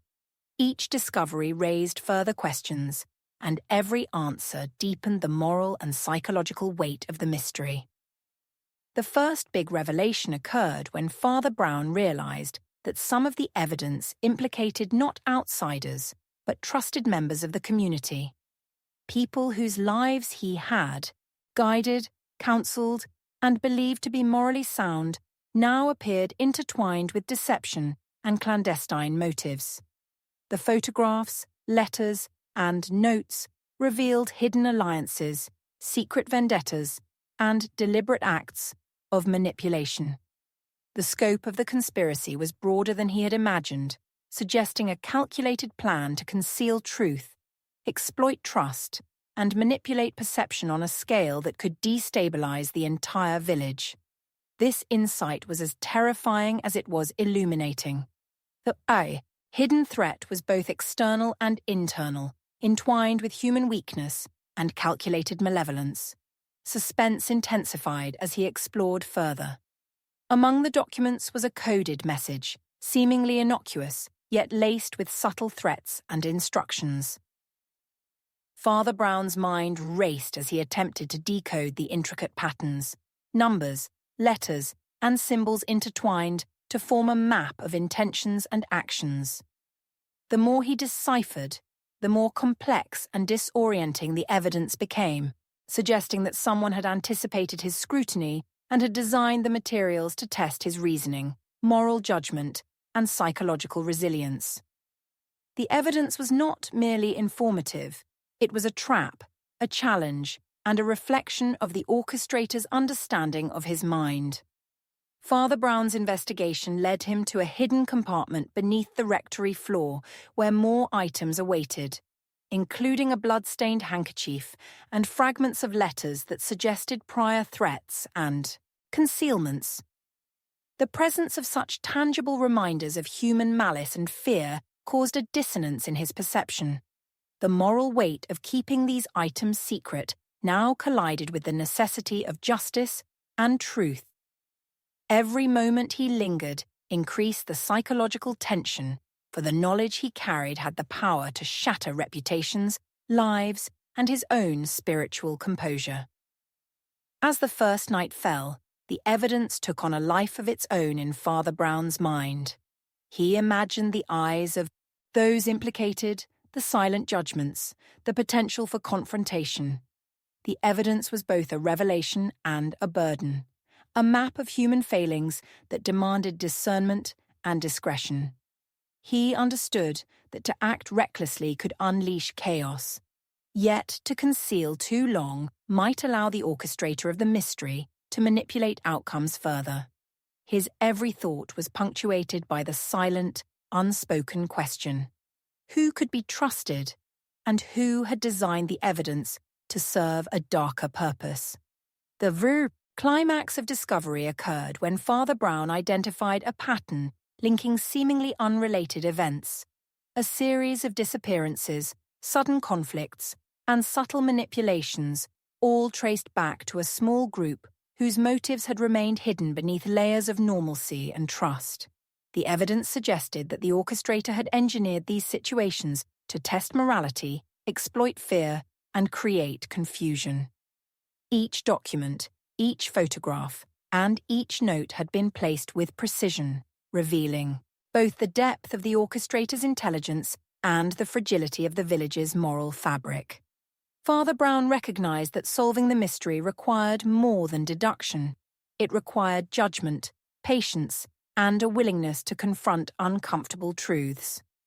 The suspense escalated when he discovered that one item, a small unassuming box, contained proof of a crime that, if revealed, would implicate a figure he had long respected and trusted. The psychological burden of this knowledge pressed on him with unprecedented intensity, revealing the truth could bring justice, but it could also unravel the community and destroy the lives of those involved, including his own. Father Brown struggled with the weight of discretion, the ethical dilemmas, and the realization that evidence could both illuminate and corrupt. The hidden truths were alive, capable of shaping perception, behavior, and consequence. In a pivotal moment, Father Brown encountered another layer of deception. A forged letter, suggesting that he himself had been implicated in the orchestration of the crimes. This revelation, true or false, destabilized his understanding of the evidence and his role within the mystery. The orchestrator had anticipated his reasoning, manipulating not only events, but also his sense of self. Father Brown realized that uncovering the truth required navigating a landscape of lies, half-truths, and morally ambiguous choices, where every decision carried risk and every insight could be a trap. By the early hours of the morning, he pieced together a partial timeline that connected all elements of the hidden evidence. The diary entries, letters, photographs, and coded messages converged into a narrative that suggested deliberate planning, psychological manipulation, and moral testing. Father Brown understood that the orchestrator's goal was not merely concealment of crimes, but the shaping of perception, morality, and judgment. The unseen hand had orchestrated events to challenge, not just knowledge, but conscience, pushing him to consider the consequences of truth, secrecy, and action. The first direct confrontation with the orchestrator was psychological rather than physical. A message left at the rectory steps, cryptic and chilling, suggesting that the hidden evidence was now active in influencing others. Father Brown grasped that the mystery was not yet resolved. The evidence he had uncovered was both a tool and a weapon, capable of shaping outcomes in unseen ways. He felt the orchestrator's presence in every shadow, every whispered sound, every hesitation in his own reasoning. The stakes had escalated to a level where revelation and concealment were equally perilous. The final revelation of the chapter came when Father Brown understood that some evidence was intentionally misleading. Items had been planted, sequences manipulated, and motives obfuscated to create confusion and test judgment. The orchestrator had exploited the human tendency to trust appearances, manipulate assumptions, and underestimate the depth of moral and psychological complexity. Father Brown realized that the evidence was both a mirror and a mask, reflecting truths selectively while hiding others entirely. The burden of knowledge became almost unbearable, a psychological labyrinth in which every insight led to further questions and every solution contained hidden dangers. By dawn, Father Brown had secured the evidence in a place known only to him, hidden beneath layers of concealment and secrecy. The documents, photographs, and objects were no longer merely items. They were embodiments of human deceit, fear, and ambition, capable of influencing thought and behavior even in absence. Father Brown understood that their existence imposed responsibility, discretion, and moral vigilance. The orchestrator remained unseen, their motives partially revealed, their methods enigmatic, leaving Father Brown to grapple with the immense weight of judgment and knowledge. He paused, reflecting on the consequences of what he had discovered. The village seemed calm in the early morning light, yet Father Brown knew the shadows of the evidence would linger, influencing perception and behavior subtly, imperceptibly, but inexorably. He whispered to himself, with both resolve and trepidation, "I know who did it, but the truth will never be told."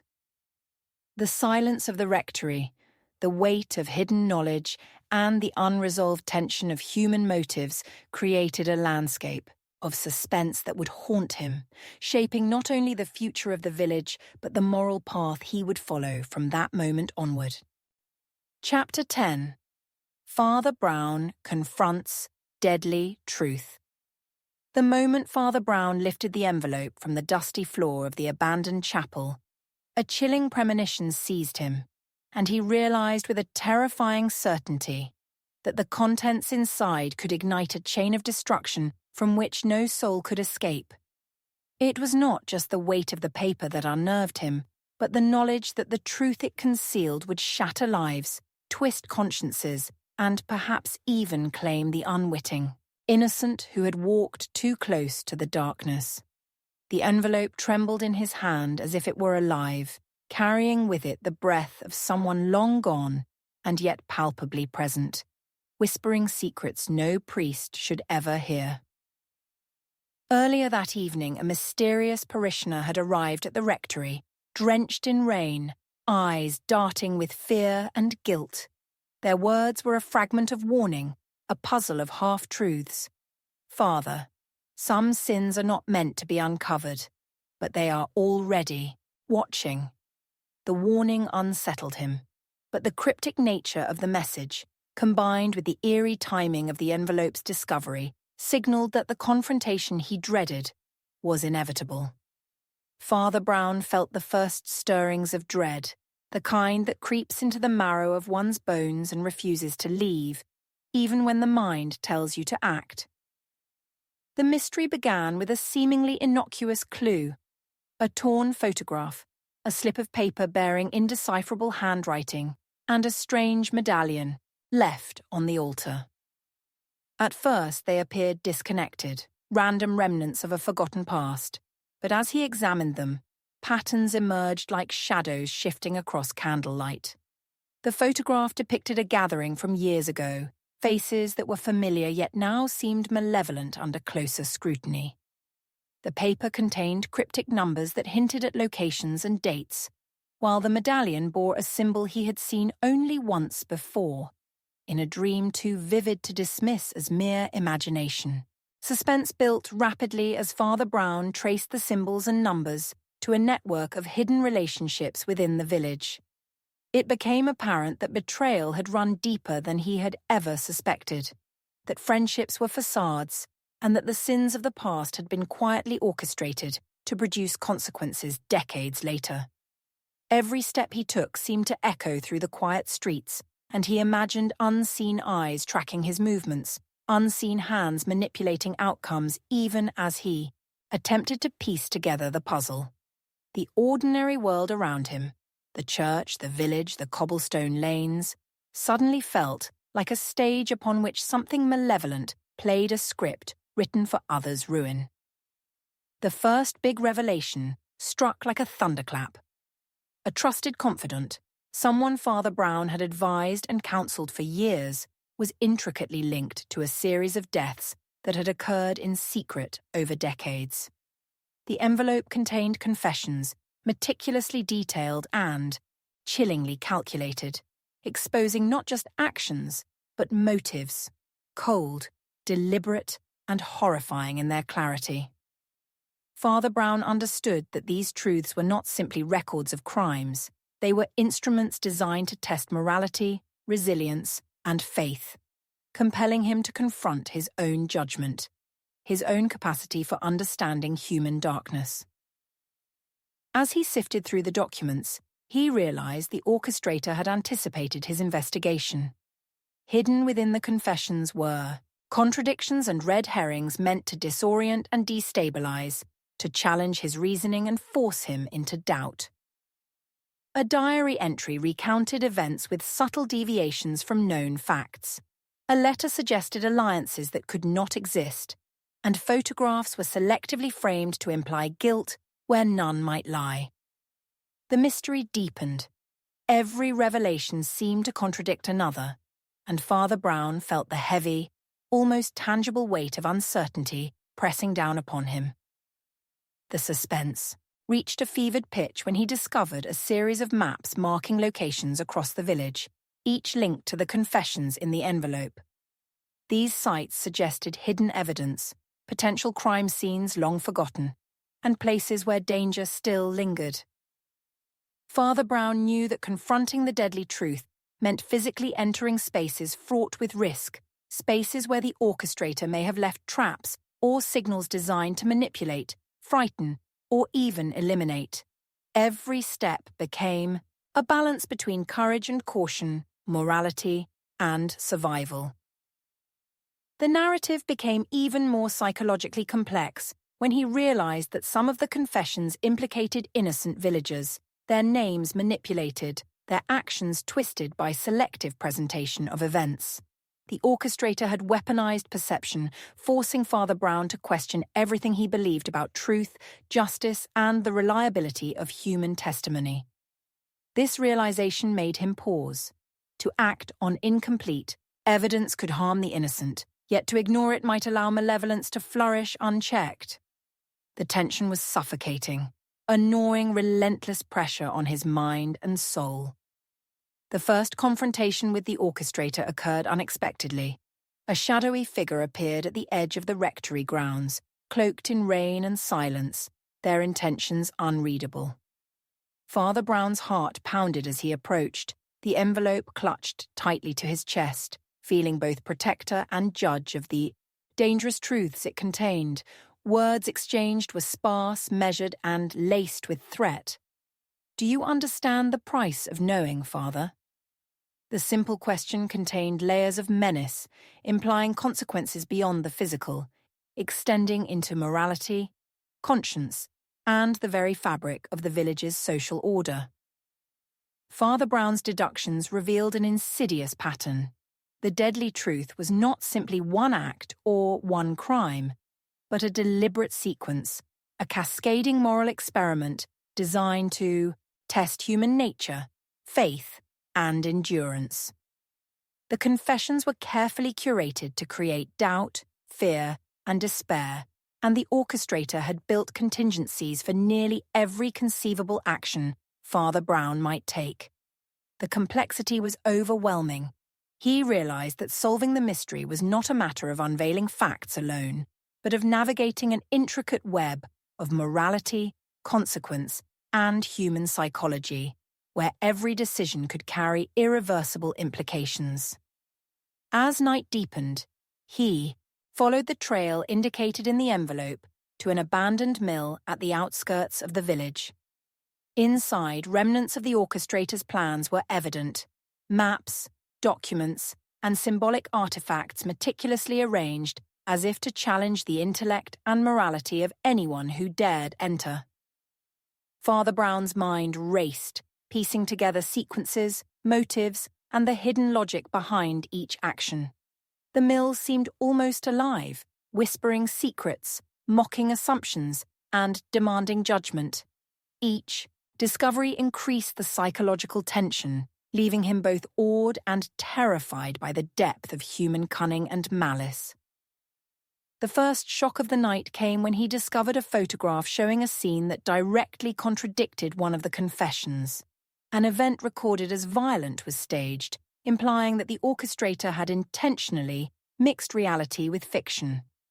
This realization threw Father Brown into a deeper abyss of doubt. If some confessions were false, which were real? How could he distinguish between manipulation and truth when every piece of evidence seemed purposefully designed to deceive?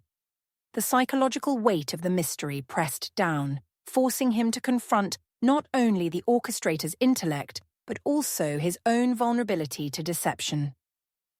Suspense escalated as Father Brown noticed a hidden alcove within the mill containing a personal item belonging to someone long believed innocent.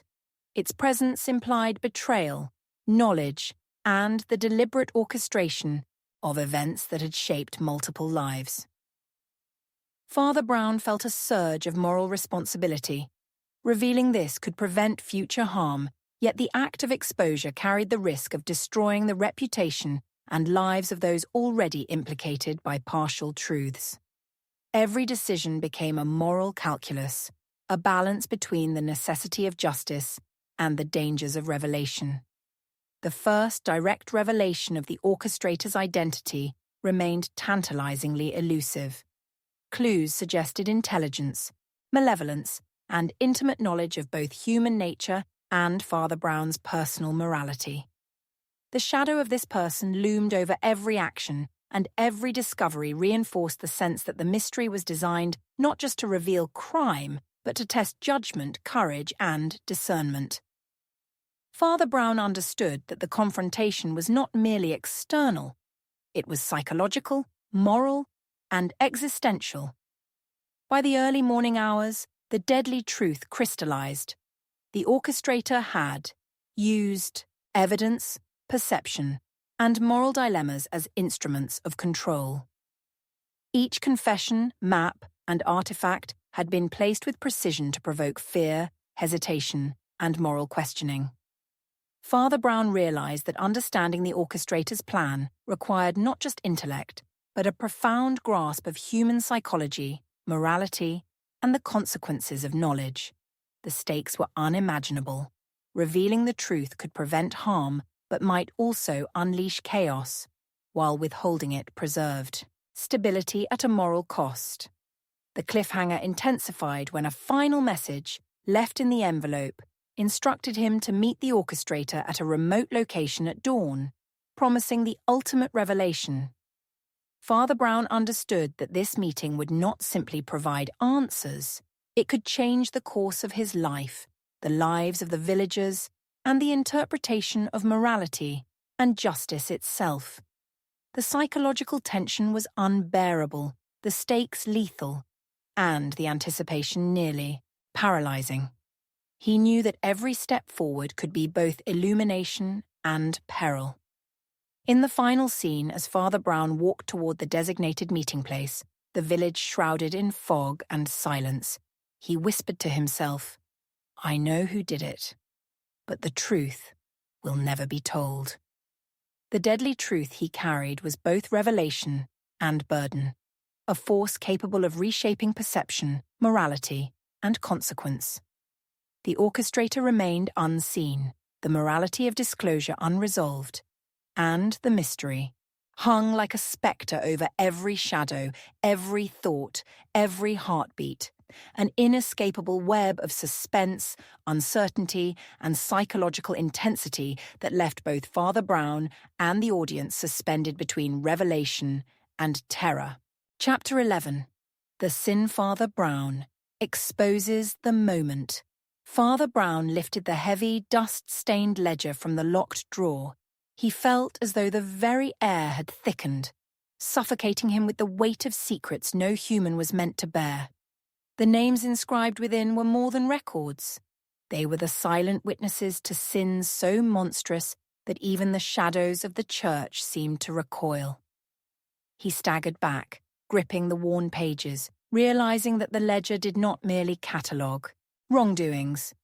It was a map of betrayal, corruption, and cold calculation, a blueprint of human darkness meticulously documented for reasons that eluded mortal comprehension. The first glance was enough to make the village, his parish, and his own faith tremble under the pressure of truths long hidden, and Father Brown knew instantly that what he held could ignite a cascade of moral devastation. Earlier that evening, a series of subtle anomalies had alerted him.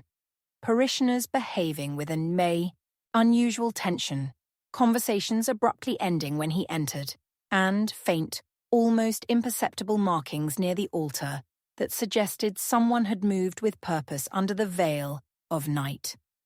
These clues, insignificant in isolation, coalesced into a chilling puzzle when he discovered the ledger.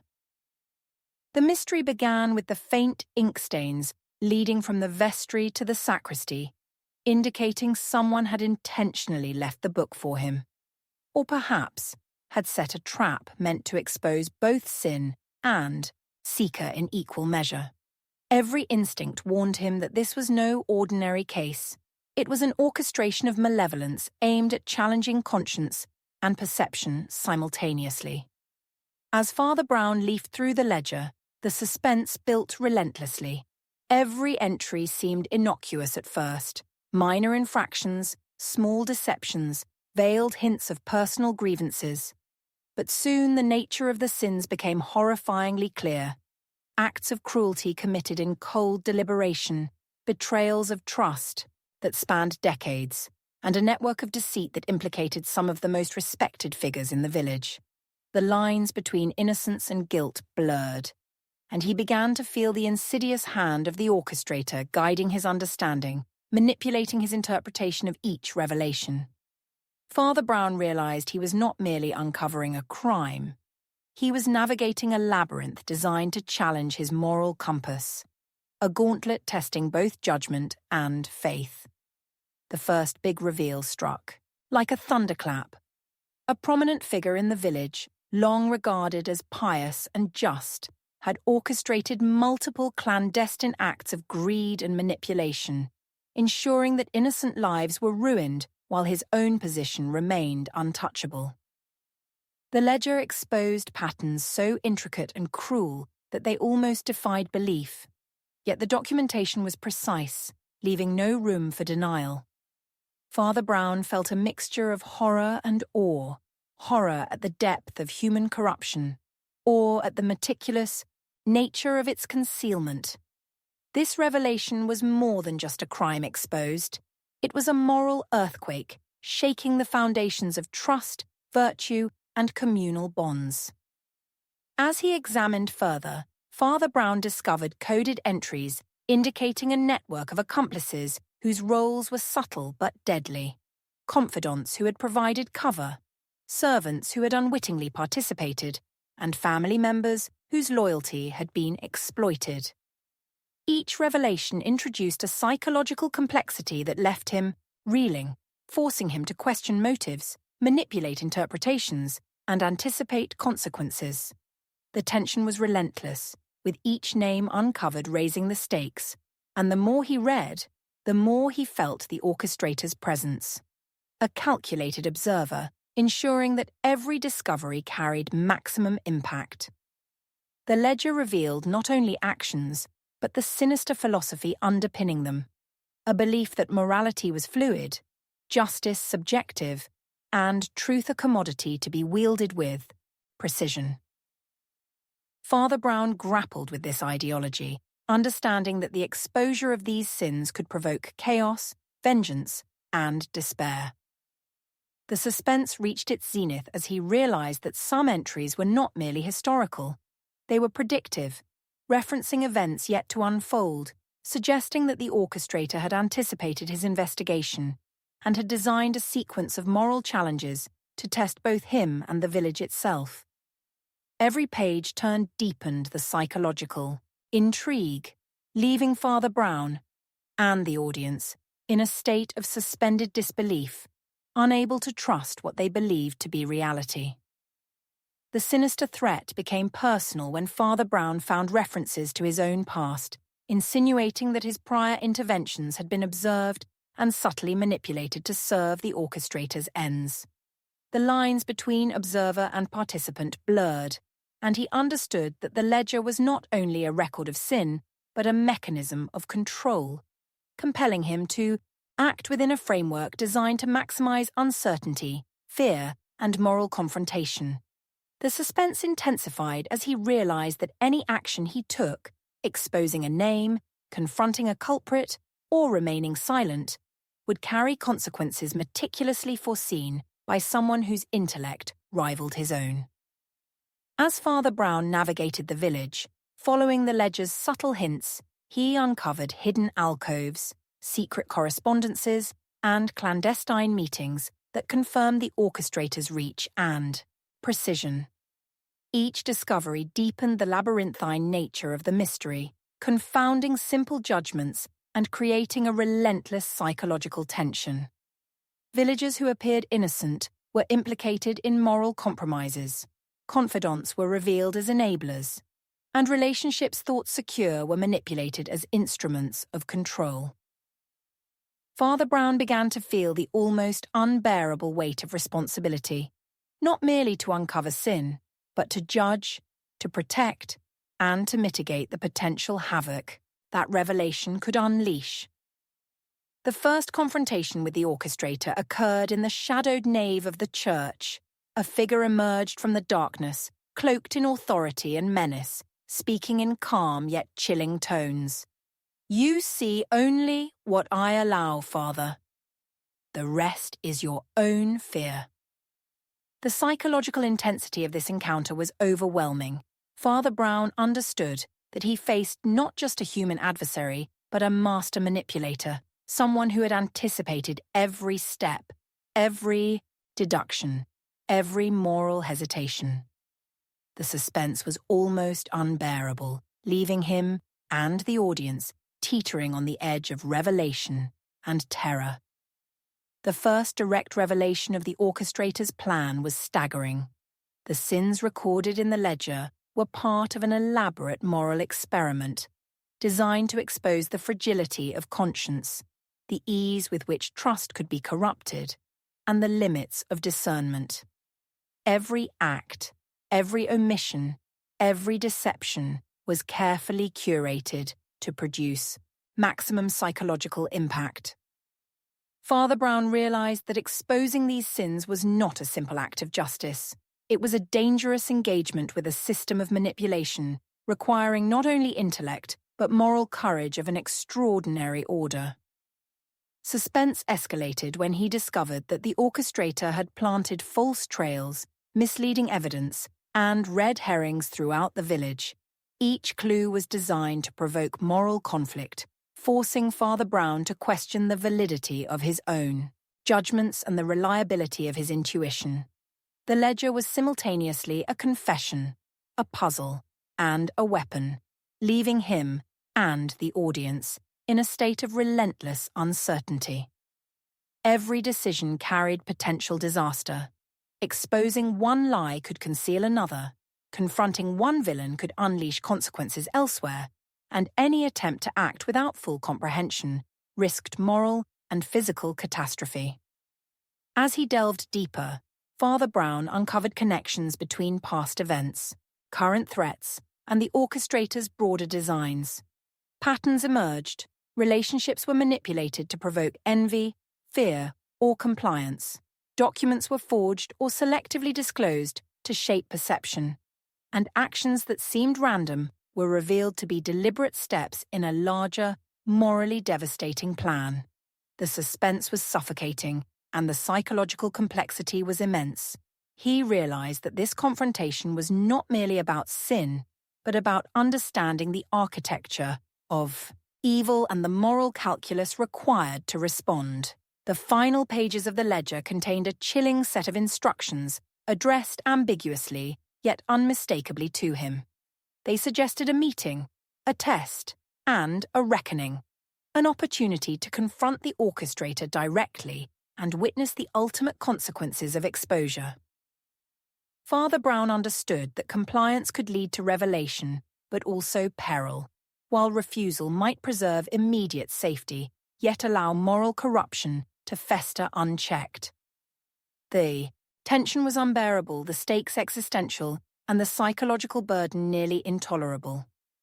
In the climax, Father Brown approached the designated meeting place, a secluded grove at the edge of the village, where shadows stretched long and the wind whispered secrets. The orchestrator remained unseen, their presence implied by subtle signs, intricate arrangements, and the almost supernatural anticipation of his actions. Father Brown paused, realizing that the final revelation might never be fully witnessed, and that the sins exposed and the orchestrator's ultimate identity might remain partially hidden, leaving him to carry the knowledge, the moral weight, and the psychological consequences alone. The cliffhanger ended with Father Brown whispering to himself, "I have exposed the sin, but the truth, the full truth, will remain in shadows." The ledger, the orchestrator, and the web of deceit remained partly veiled, leaving both Father Brown and the audience suspended between revelation and moral uncertainty. Every discovery, every confrontation, every subtle clue had escalated the psychological intensity, leaving a sense of awe, terror, and unresolved tension that would linger long after the final word. Chapter 12. Father Brown's terrifying final discovery. Father Brown's hand trembled as he turned the final page of the diary, and the words scrawled in jagged ink struck him like a hammer to the chest. Someone he had trusted implicitly, someone he had guided, loved, and counseled, had orchestrated a series of horrors that not only corrupted the village, but threatened to unravel the moral fabric of every soul he had sworn to protect. The shock was immediate, suffocating, and impossible to ignore. Every heartbeat echoed like a drum of impending doom as he realized that the sins recorded were not isolated. They were part of a vast, deliberate design meant to manipulate, control, and ultimately destroy innocence itself. The diary had been hidden for decades, masked beneath layers of devotion and piety, and now exposed, It revealed a truth so terrifying that Father Brown felt the walls of the church themselves lean inward, as if the building mourned the revelation it had been forced to witness. The mystery began when an anonymous note arrived that morning, carefully folded and left upon the pulpit. The truth waits where shadow and light meet. Only the brave will endure. At first, Father Brown thought it a mere provocation, perhaps a misguided attempt to unsettle him.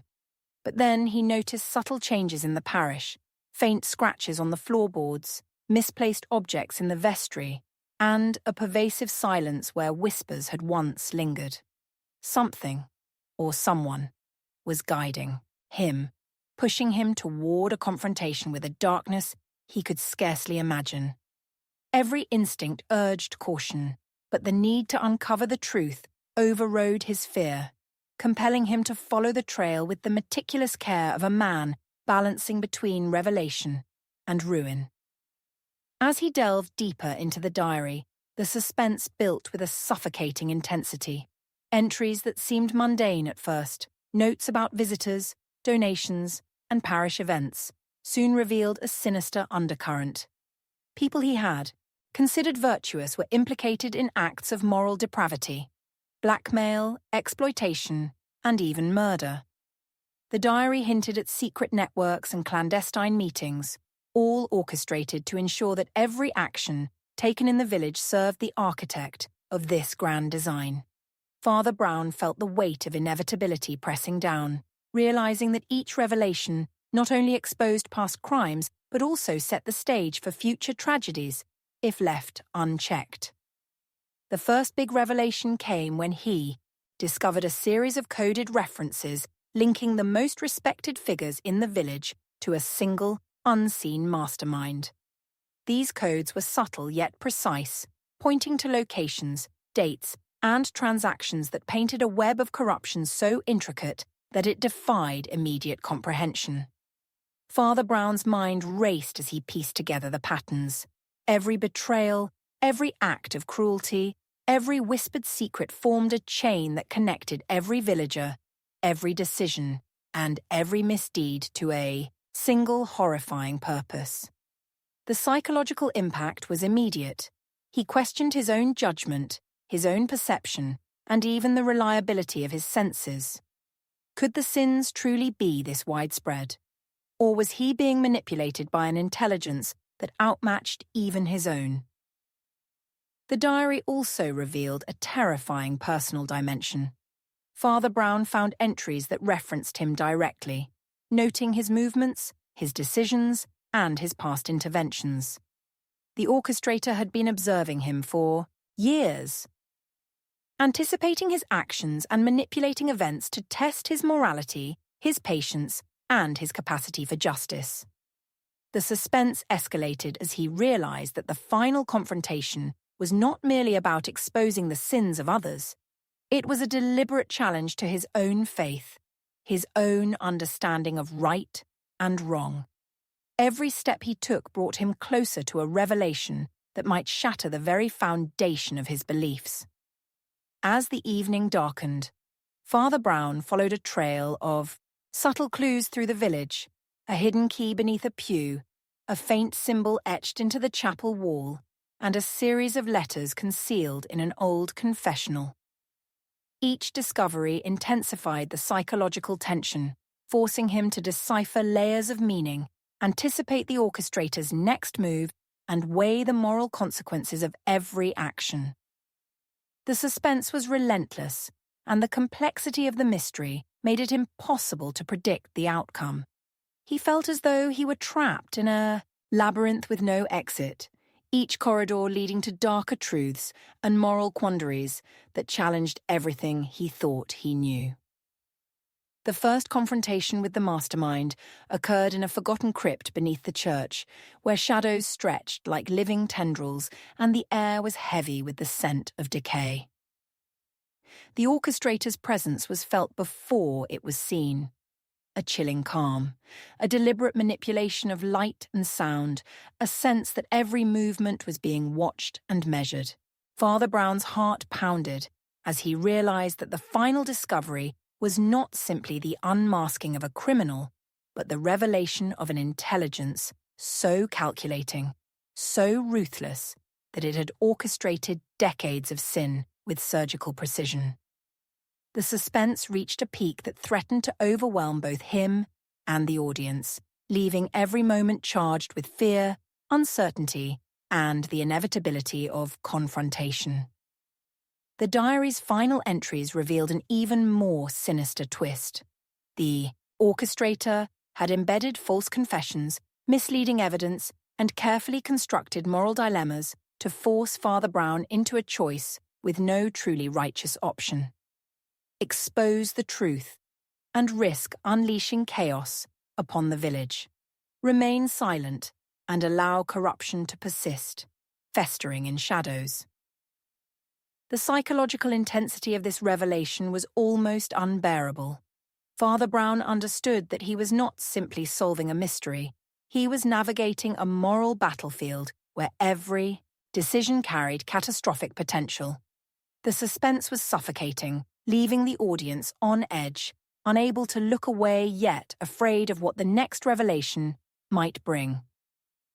The first big revelation of the final discovery was that the orchestrator's plan extended beyond the village. The diary hinted at connections to distant towns, networks of influence, and historical sins that reached back generations. Father Brown realized that the scope of evil he faced was almost limitless, and that the moral responsibility he carried was far greater than he had ever imagined. The psychological complexity of the situation left him grappling with fear, guilt, and the burden of knowledge. Every step toward uncovering the truth risked exposure, betrayal, and moral compromise, creating a suspense so intense that it was almost physically painful. Father Brown's investigation led him to uncover hidden compartments, secret passages, and concealed letters that exposed the orchestrator's methodology in horrifying detail. Each revelation added layers to the mystery, making it impossible to trust appearances, relationships, or even memories. The suspense was relentless, and the psychological tension left him questioning not only the motives of others, but also his own ability to navigate the moral landscape before him. He realized that every previous case he had solved now seemed simplistic compared to the intricacy and malevolence of the final discovery. The climax approached as Father Brown pieced together the final elements of the orchestrator's design. A convergence of moral corruption, psychological manipulation, and carefully timed revelations meant to challenge, terrify, and ultimately test his resolve. The suspense was at its peak, and the audience would feel the weight of every decision, every moral quandary, and every shadow of doubt that Father Brown encountered. The first confrontation gave way to a tense negotiation of wits, ethics, and psychological endurance, each moment fraught with the potential for disaster. In the final confrontation, Father Brown faced the orchestrator directly, though their identity remained partially obscured. Every word, every gesture was a deliberate test of moral and psychological strength. The suspense was excruciating, leaving both Father Brown and the audience suspended in a state of tension that made every revelation simultaneously thrilling and terrifying. The orchestrator revealed that the final discovery was not merely a record of sin, but a living test of conscience, designed to force a reckoning that could never be fully resolved. The cliffhanger ending arrived as Father Brown realized that the ultimate truth, who orchestrated the years of manipulation, sin, and moral corruption, might never be revealed in full. He stood in the crypt, the diary clutched to his chest, whispering, "I know what has been done, but the truth, the full truth, will remain hidden in shadows." The psychological tension, the suspense, and the moral complexity left viewers breathless, unable to look away yet fearful of what might come next.